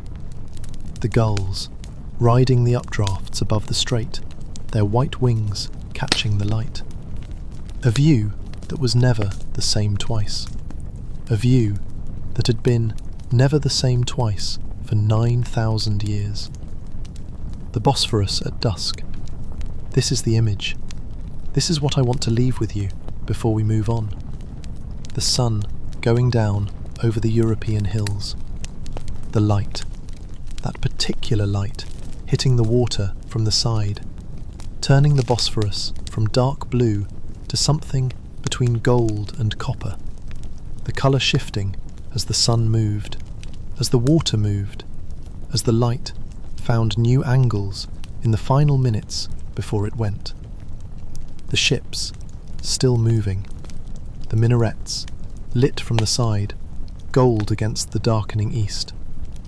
The Asian shore, already in shadow, the first lights appearing in the windows of Üsküdar, small and warm across the water, and the Adhan beginning from a minaret on the European shore, then another on the Asian side, the call crossing the water as it always crossed the water, 5 times a day, every day, finding both shores simultaneously. Europe and Asia called at the same moment by the same voice. The night. The Bosphorus at night was a different place. The shipping lanes quieter. The kayaks mostly moored. The fish market dark and empty, the smell of it remaining even without the fish. The water still moving as it always moved, south on the surface, north beneath, indifferent to the darkness, indifferent to the hour, indifferent to the city sleeping on both shores. The lights of Üsküdar reflected in the water, the lights of Constantinople reflected on the other side. The strait between them, dark, moving, the current carrying whatever, the current always carried, south toward the sea. 700 meters. between two worlds, moving, always moving, south toward the sea. Let the water carry you. The current, taking everything, slowly, south. The two shores, on either side, holding the night between them. Chapter 9 is waiting. The mosque at dusk. The blue mosque. The quality of light inside that travellers described for 400 years as unlike anything in any other building anywhere on earth. And the silence after the prayer, when the last worshipper had left and the mosque held what remained. But only when you need it. The Bosphorus is moving. Both shores are quiet. The current will carry you. The architect Sinan built 313 structures in the Ottoman Empire. Mosques, bridges, hospitals, caravanserais, aqueducts. 313 buildings across an empire that stretched from Hungary to Yemen. He lived to be approximately 90 years old, which means, if you divide the buildings by the years, he completed roughly 3.5 significant structures every year for his entire adult life.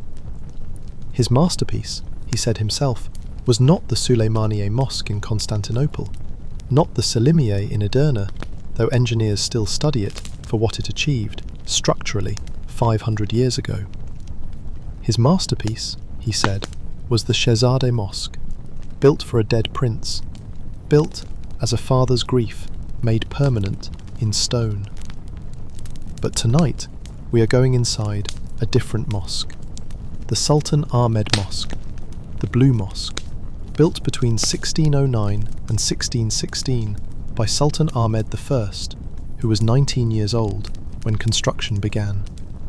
Who would not live to see it finished? Who died at 27 and was buried in the turba beside it, the tomb outside the mosque, waiting for him, before the mosque itself was complete. The Blue Mosque, not designed by Sinan, by his student, Sedefkar Mehmed Ağa, who understood from a lifetime in Sinan's tradition what an Ottoman mosque was supposed to do. Not impress, not overwhelm, invite, receive, hold, the approach.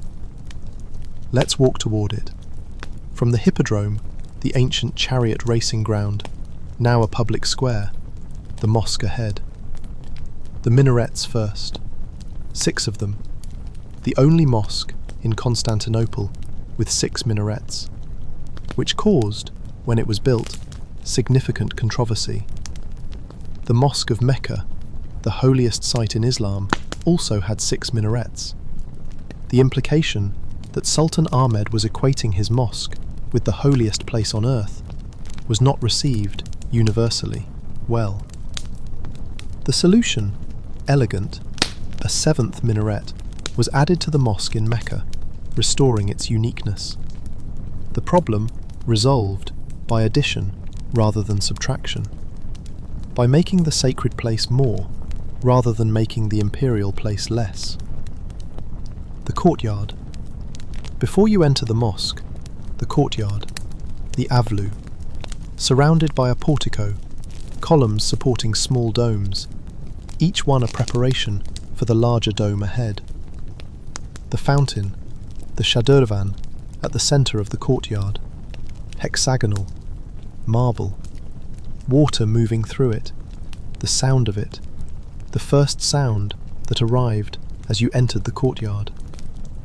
Not the city, water, the deliberate replacement of urban noise with something more conducive to the state you were being prepared for. The pigeons, always the pigeons of the Blue Mosque courtyard, moving between the columns, unhurried, indifferent to the centuries of worshippers who had walked past them. The courtyard, a decompression chamber, like the kamikan of the hammam, the transition from the city to something else. The door. Low. Deliberately low. You had to bow to enter. Not as humiliation, as preparation. The body brought into alignment with the intention before the interior revealed itself. And then you were inside. The interior. There is a moment when you enter the Blue Mosque that has been described by travellers for 400 years in almost identical terms. The space opening upward in a way that the mind was not prepared for. You had been outside. You had been in the courtyard. You had bowed through the low door. And then the ceiling was not a ceiling. It was a sky. A stone sky, but a sky, dome upon dome, cascading upward to the central dome, 34 meters above the floor. The light falling from the windows around its base, from the windows of the semi-domes, from the 260 stained glass windows throughout the building. The light arriving from every direction, softened, coloured, transformed by the glass into something that had no equivalent outside this building. The blue, the name, the reason for the name.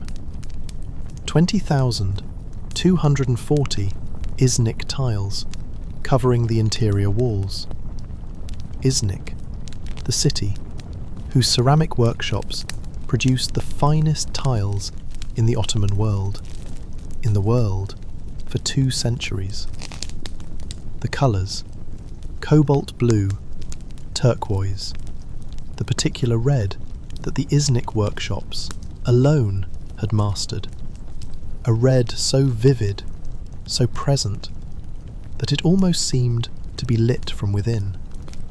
Floral patterns, the tulip, the carnation, the hyacinth, covering every surface, floor to ceiling, the garden, brought inside, made permanent in fired clay. And in the light, the particular light of the Blue Mosque interior, especially at dusk, especially when the light was going golden and the tiles were catching it and the windows were filtering it, the interior became something that the word beautiful does not quite cover. The geometry, because the Blue Mosque, like every great Ottoman mosque, was built on a geometry that was not accidental. The dome, at its most fundamental, a circle, representing, in Islamic architecture, the perfection of the divine. The square base, the earthly, the human, the imperfect. The transition between them, the squinches and half-domes, the architectural problem that Ottoman builders solved more elegantly than anyone before. How do you place a circle on a square without it looking wrong, without the eye seeing the join? The answer, a cascade of domes, each one stepping down, each one resolving the transition between the perfect circle above and the imperfect square below. The building, teaching, in stone, the relationship between the divine and the human. The architecture, a theology. The prayer. The sunset adhan, heard now, beginning outside.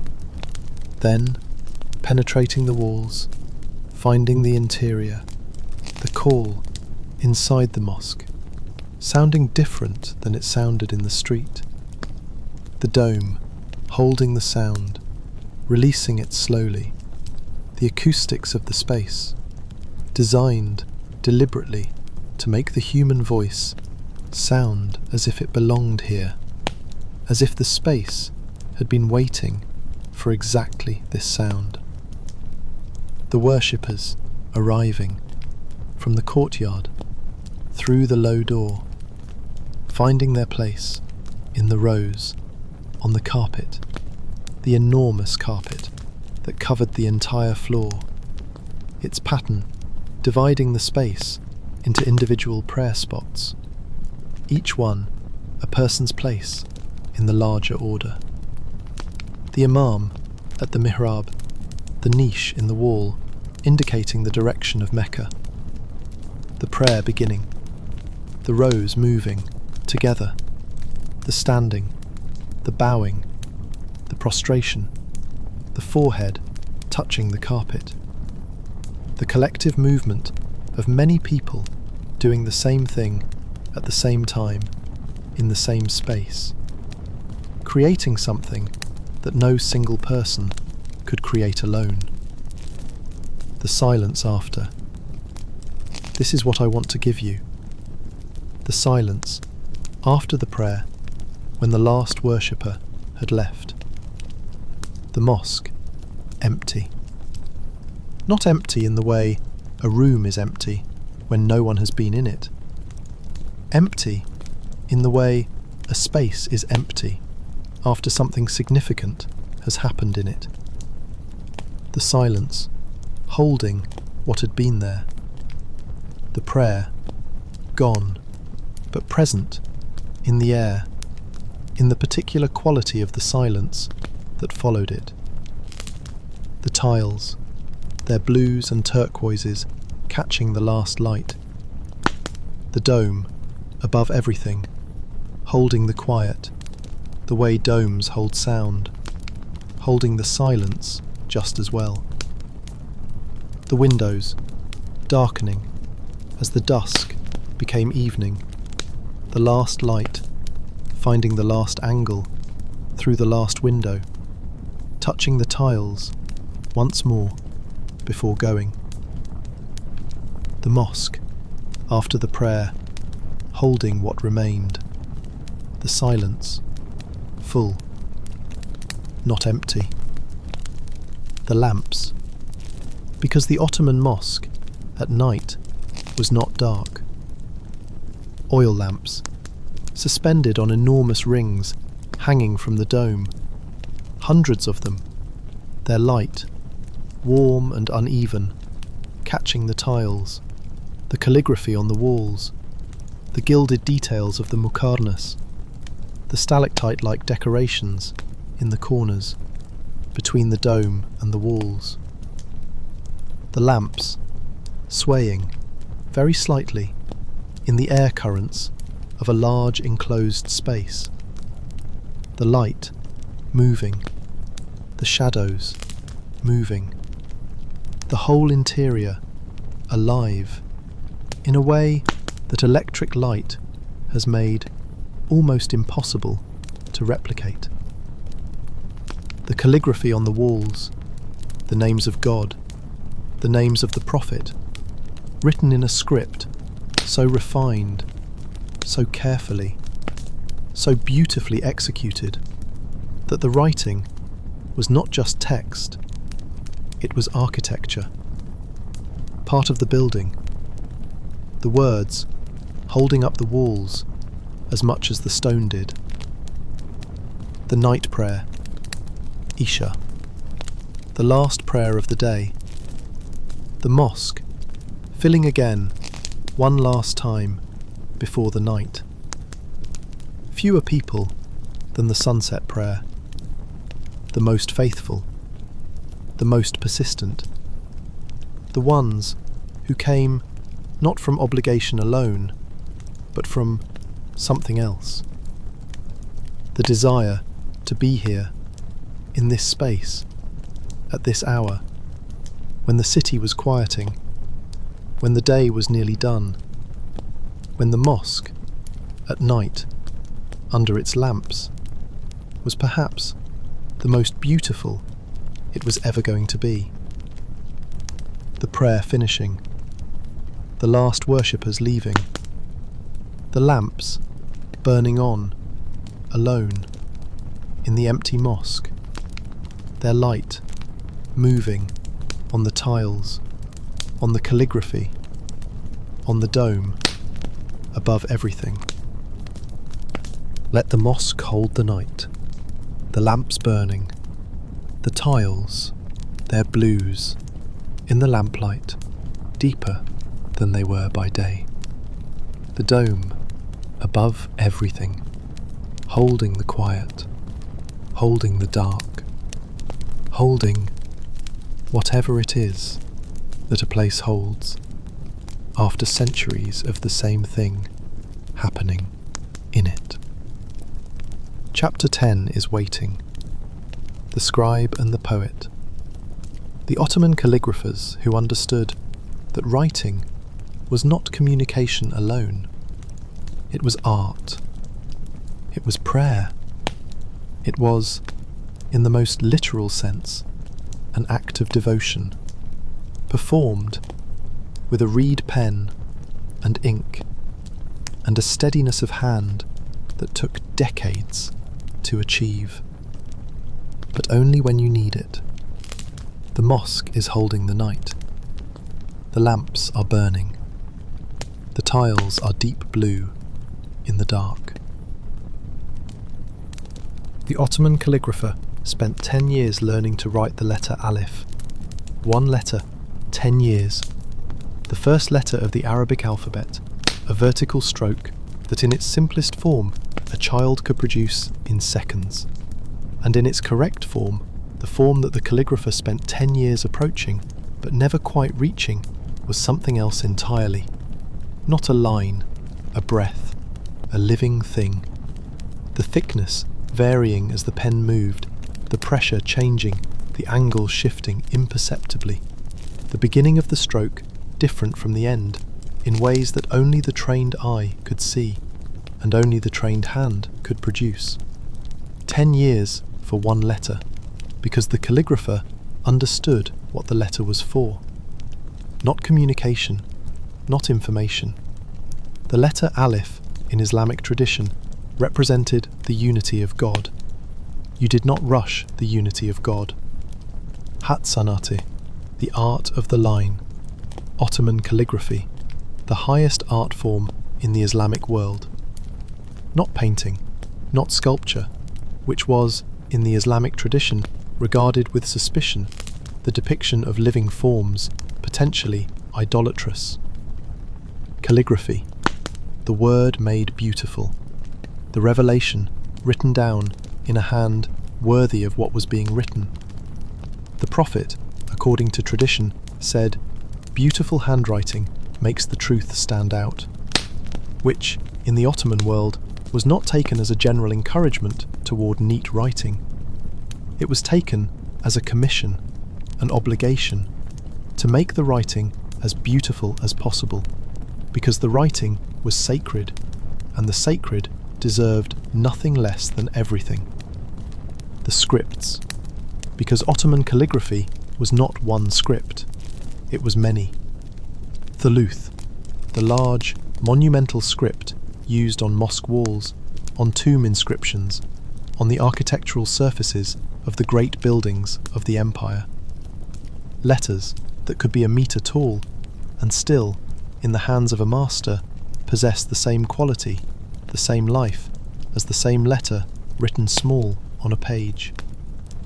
Naskh, the script of the Quran, clear, readable, precise. The script that carried the words of God from one generation to the next, in thousands of manuscripts, copied by hand, by calligraphers who spent their lives in the service of this one task. Divani, the script of the imperial chancery, flowing, connected, almost illegible to the untrained eye, deliberately. The administrative documents, the firmans, the imperial decrees, written in a hand that ordinary people could not easily read, which was, perhaps, not entirely accidental. The master and the student, because Ottoman calligraphy was not learned from books, it was transmitted, master to student, in a tradition called meshk, practice, the student copying the master's hand exactly, thousands of times, until the master's hand became the student's hand. And then, slowly, over years, the student's own hand emerging from within the master's, the way a voice emerges from within a language that was given to you by others. The master writing a letter, the student copying it. Wrong. The master writing it again, the student copying it again. Wrong again. Not dramatically wrong, subtly wrong. The pressure slightly off, the angle fractionally incorrect, the beginning of the stroke hesitant where it should be decisive.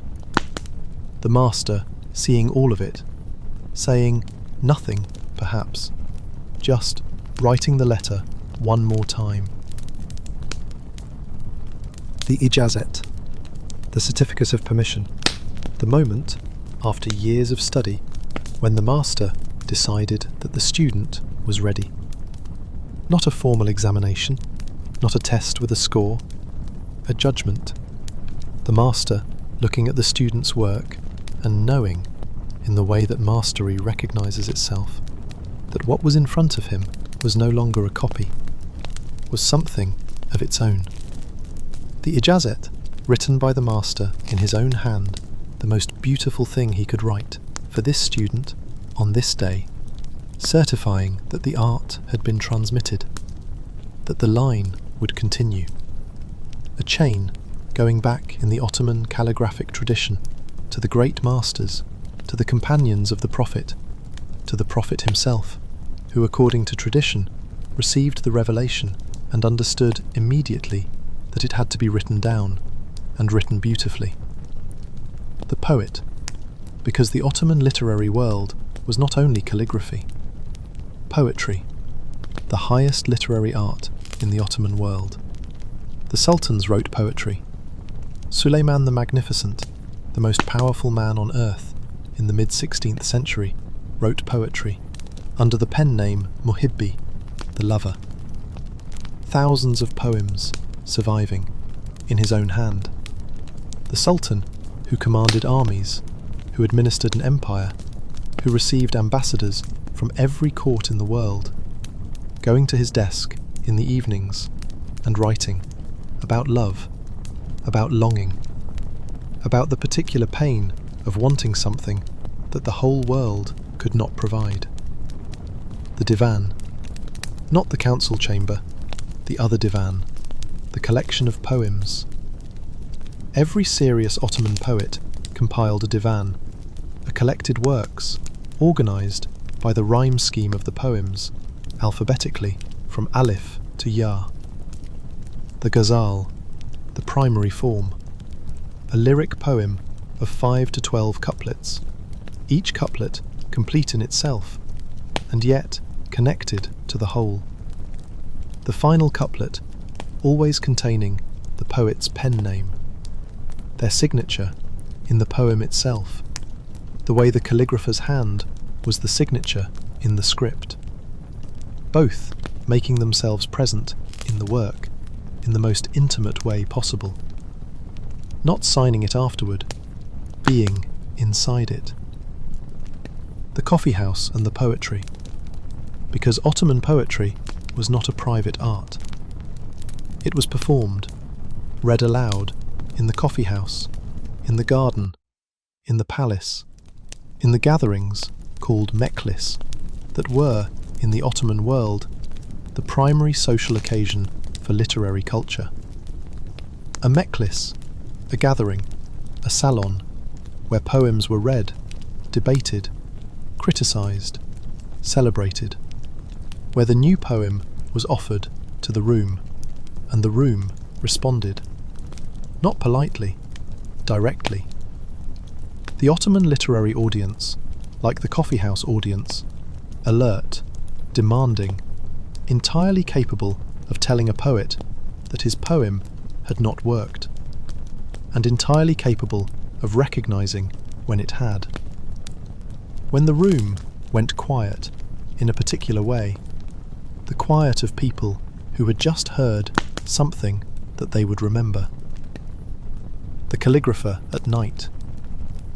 Let's go back to the room, the lamp, the desk, the hand above the paper, the pen not yet touching. The calligrapher working late, a commission, a page for a manuscript of the Quran being prepared as a gift for a mosque in a city he had never visited. His name would not be on the page. Calligraphers did not sign the Quran, the words not theirs to claim. They were the vehicle, the hand through which the words passed into the world, onto the page in a form worthy of what they were. The pen touching the paper, the first stroke, the letter beginning. 10 years for this letter, and it still surprised him, sometimes, how it could be almost right, and then suddenly right. The difference, invisible to most, present to him completely. The poem arriving because sometimes the calligrapher was also a poet. Sometimes the same person, both. The pen that wrote the Quran in the evening, writing the Ghazal in the night. The same hand, the same training, the same understanding that the word was sacred, whether it was the word of God or the word of a man, trying with everything he had to say something true. The poem arriving not from thinking, but from the place beyond thinking, where the calligrapher also lived, when the letter was right, the pen moving, the words coming, the lamp burning lower, the night holding everything as the night always held everything, without judgment, without preference, just holding, the pen moving, the word arriving, the lamp burning lower, the night holding. Let the lamp burn lower, the pen at rest for now, the page holding what was written in the dark, waiting for the morning to reveal whether it was right. Chapter 11 is waiting. The night watchman, the Bekçi, who walked the streets of Constantinople every night with his staff and his lamp and the particular authority of someone responsible for the safety of a sleeping city. And what he found moving in the Ottoman night, but only when you need it. The lamp is burning lower, the pen is at rest, the page is holding what was written. Every city that has ever existed has had to answer the same question. What do you do with the dark? With the hours when the ordinary structures of order, the market, the mosque, the court were closed, and the city was theoretically ungoverned. The Romans had the vigiles, the medieval European cities the night watch, the Japanese the night patrol, whose wooden clappers we heard in the feudal Japan video, and the Ottomans had the Bekçi, the neighbourhood watchman, who walked every night through the streets of Constantinople with his staff and his lamp and the particular authority of someone who knew every house, every alley, every sleeping household in his district. The Bekçi system, let's understand how it worked. Because the Ottoman approach to night security was characteristically organised. Constantinople divided into neighbourhoods, mahalle. Each mahalle, a community, organised around a mosque, a fountain, a shared identity. Each mahalle had a bekçi, sometimes two, appointed by the neighbourhood, known to the neighbourhood, accountable to the neighbourhood. Not an anonymous official sent from the central government to patrol streets he had never seen. Someone who had grown up here, who knew which house had a sick child, which merchant worked late, which door was always left slightly open, and whether that was normal or not. The bekçi, not just a security guard, a neighbour with a staff, and the authority that came from being known. The staff. Because the bekçi's staff, the değnek, was not just a weapon, it was his announcement. The sound of it, striking the cobblestones at regular intervals as he walked, was the city's nighttime heartbeat. Everyone in the mahalle knew the sound, heard it in their sleep sometimes, without waking. The sound becoming, over years of hearing it, not alarming, reassuring. The staff striking the stones, saying, "I am here. The street is being watched. You can sleep." And for anyone who was not supposed to be in the street, the sound said something else. "I am coming. I will be there in the time it takes for this sound to get louder. Decide what you are going to do accordingly." The route. Let's walk with him through the streets of Constantinople at night. He began always at the mosque, the centre of the mahalle. The fountain still running, the sound of water in the empty courtyard. The mosque itself dark now, the lamps inside burning low, just enough to keep the space from complete darkness. He checked the door, always checked the door. Then outward into the streets. The grid of the mahalle, familiar in daylight, different at night. The same streets, the same houses, but the darkness changing their quality, making distances slightly uncertain, making corners slightly significant. The bekçi, moving through a city he knew completely, in a version of it that was always slightly new.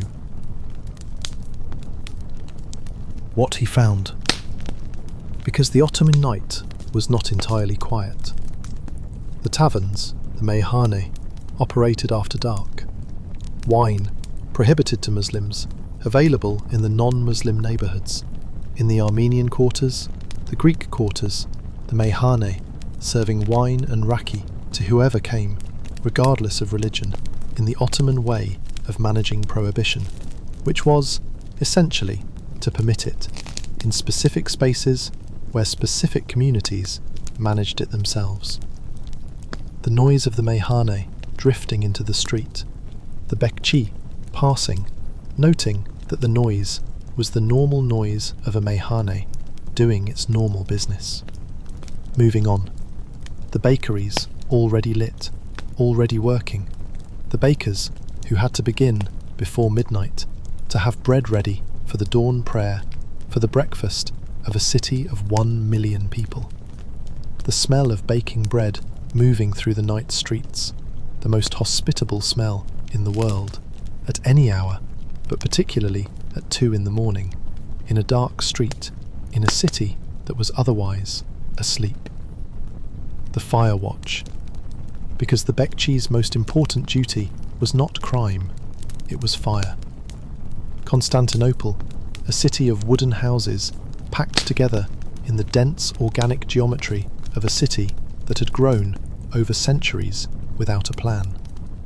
Fire in such a city was not a risk, it was an inevitability. The question, not whether a fire would start, but whether it would be caught early enough to be contained. Constantinople burned, catastrophically, multiple times in its history. Entire neighbourhoods gone in hours. The wooden houses, the narrow streets, the wind off the Bosphorus, creating the conditions for a fire that could move faster than people could run. The Bekçi, smelling the air, constantly, every night, every street, for the first hint of smoke. Not cooking smoke, not the bakery, the wrong smoke. The smoke that wasn't supposed to be there at this hour from this direction.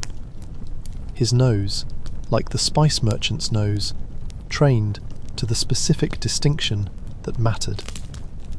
The cry, because if the Bekçi smelled fire, the response was immediate. Yangın var, fire. The cry that every Ottoman city dweller knew in the deepest part of sleep would cut through and bring them instantly awake. The staff, beating the cobblestones, harder, faster, the rhythm changing from the measured pace of patrol to something urgent. The neighbours, roused, the chain of response beginning. Buckets, wet blankets, the neighbourhood organising itself in the practised way of people who had, collectively, faced this before. And the Bekçis of neighbouring Mahalle, hearing the cry, taking it up, passing it along, the alarm, travelling through the city, faster than the fire itself, if they were quick enough. If they were quick enough. The night people. Because the Ottoman night had its own population. Beyond the Bekçi, beyond the bakers, beyond the meyhane, the hamal, the porter, who moved goods through the city at night when the streets were empty enough to navigate with the enormous loads that the hamal carried on his back. Sometimes loads of 200 kilograms moved by a single man on a wooden frame strapped to his shoulders. The night, the working hours of the hamal. The city sleeping and the goods moving through it silently, efficiently, in the dark. The dervishes. Because the Sufi orders, the dervishes, had their ceremonies, their sema, their turning at night. The tekke, the dervish lodge, lit from within, the music audible at certain hours from the street outside.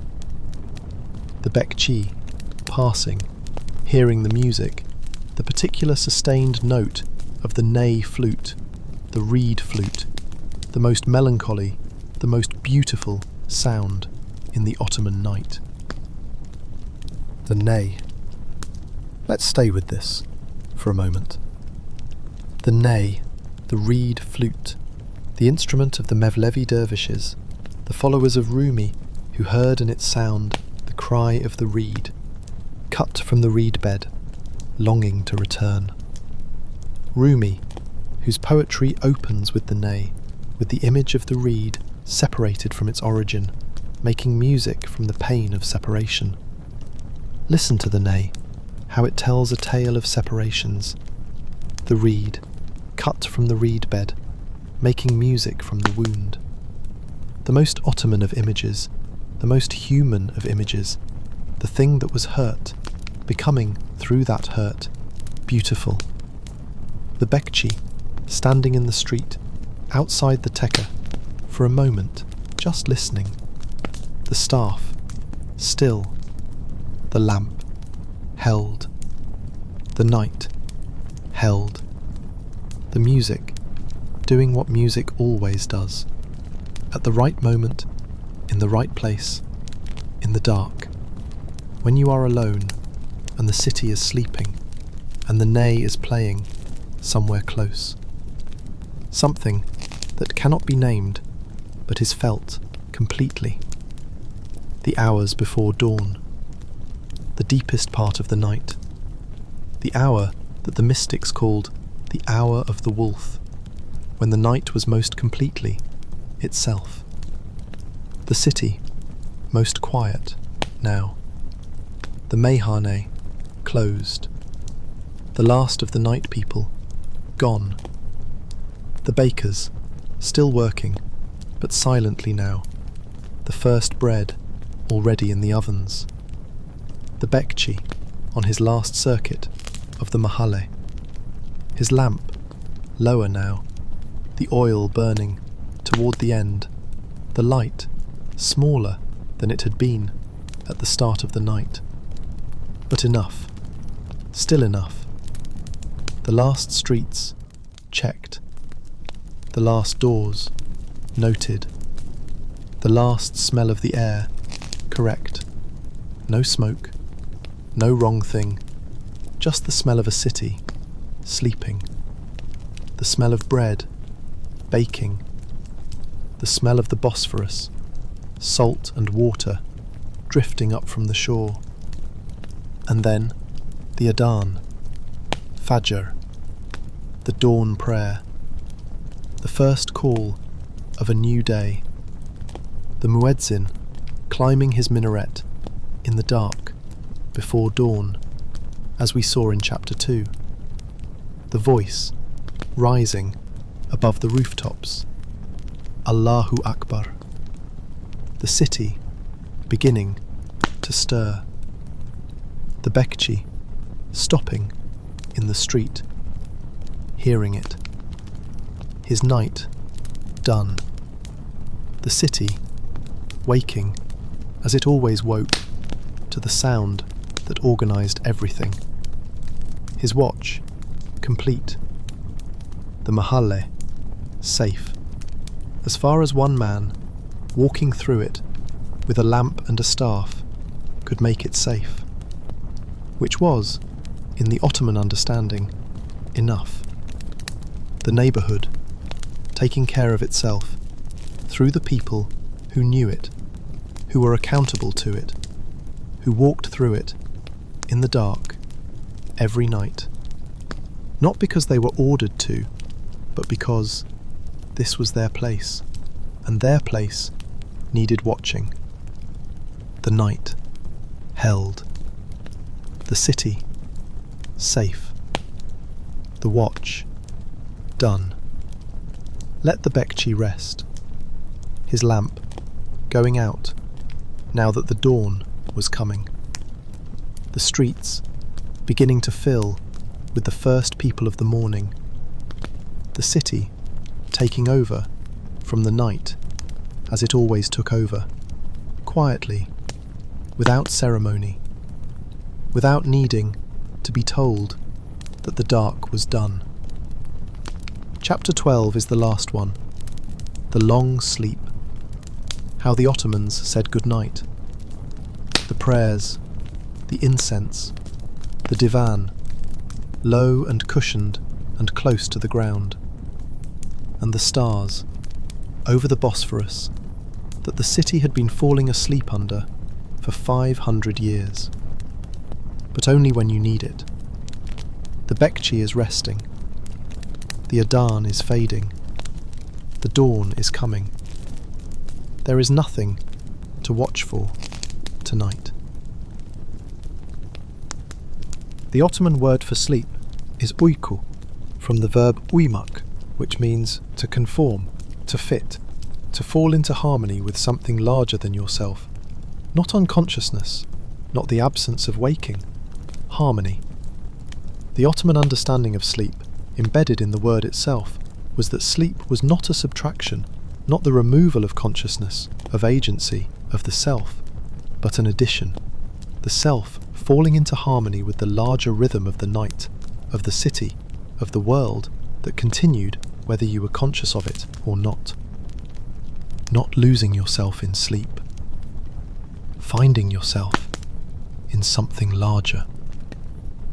We have come a long way tonight, through the city on 2 continents and the call to prayer at dawn, through the Grand Bazaar and the Sultan's Palace, and the Hammam and the coffee house, through the spice merchant and the Bosphorus and the mosque at dusk, through the calligrapher's lamp burning lower and the Bekçi's staff striking the cobblestones through the night. And now, here, the last room, the last hour, the divan, waiting, the Bosphorus, outside the window, moving as it always moved, the evening ritual, because the Ottoman household did not simply stop and go to bed. The night prayer first, Isha, the last call of the day, already heard, already answered, either at the mosque or here in the room facing Mecca, on the prayer rug, the sajada that had its own place, its own orientation in every Ottoman household.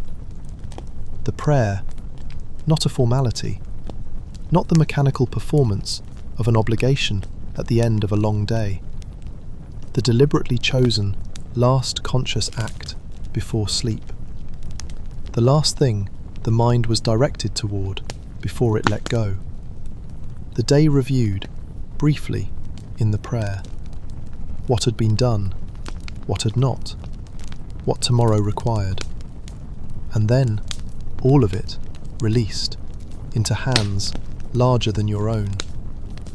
The incense. Because the Ottoman bedroom was not just a room for sleeping, it was prepared. The incense burner, the buhurden, a small metal vessel pierced with holes through which the smoke escaped, slowly, in thin threads that rose and dispersed and filled the room with the particular smell of whatever was burning inside. Oud wood, agar wood, from the forests of Southeast Asia, the most prized incense material in the Islamic world for 1,000 years. The smell of it, difficult to describe, dark, warm, slightly sweet, ancient, like the inside of a very old forest after rain that had been warm and still for a very long time. The Ottomans believed that incense purified the air of the room, drove away the malevolent spirits that moved in the dark, prepared the space for the vulnerability of sleep, made the room safe in ways that the bekçi outside in the street could not. The divan. Let's spend time here, because the divan, the Ottoman sleeping couch, was not just furniture. Low, always low, close to the ground. The Ottoman world, like the Japanese world, like the Egyptian world, preferring, in sleep, to be close to the earth. The divan running along the wall, or in the corner, wide enough to sleep on, cushioned with layers of fabric, silk, cotton, wool, each layer adding softness, warmth, the accumulated comfort of a culture that had refined the art of horizontal ease over centuries. The yorgan, the quilt, filled with wool or cotton, its cover embroidered, sometimes with the same floral patterns as the Iznik tiles, the tulip, the carnation, the hyacinth, the garden following you into sleep. The yastuk, the pillow, large, soft, the head sinking into it, the neck finding its place, the body settling, the way a body settles when it knows that the day is done. The Bosphorus at night, visible through the window, that particular view that no other city in the world offered. The dark water, moving south, always south, the surface current carrying whatever it carried toward the sea. The lights of Üsküdar on the Asian shore, small and warm, reflected in the water, breaking and reforming as the current moved beneath them. The minarets, dark against the stars, their day's work done, the muezzin descended, resting until before dawn. And the stars, above everything, the same stars that had been above Constantinople when it was Byzantium, when it was Nova Roma, when it was a Greek colony on a peninsula between two seas. The same stars, indifferent to what the city called itself, indifferent to the empires that rose and fell beneath them, just there, present, as they had always been present, as they would always be present. Let's visit them, one last time. The people we have spent this night with. The muezzin descended from his minaret, his voice that had organised the day of 1 million people, resting now. He lay on his divan in his small room near the mosque, the prayer rug rolled and placed in its corner. The incense, barely a thread of smoke now, the wood almost burned through. His last thought before sleep, perhaps the climb tomorrow, before dawn, in the dark, in the cold. The same climb he had made every day for years, and would make tomorrow, and the day after, for as long as the voice lasted. The merchant of the Grand Bazaar, the gate locked, the goods in the Bedestan sealed, the accounts closed. He sat for a moment on his divan before lying down, reviewing the day, the way merchants always reviewed the day, not from anxiety, from habit.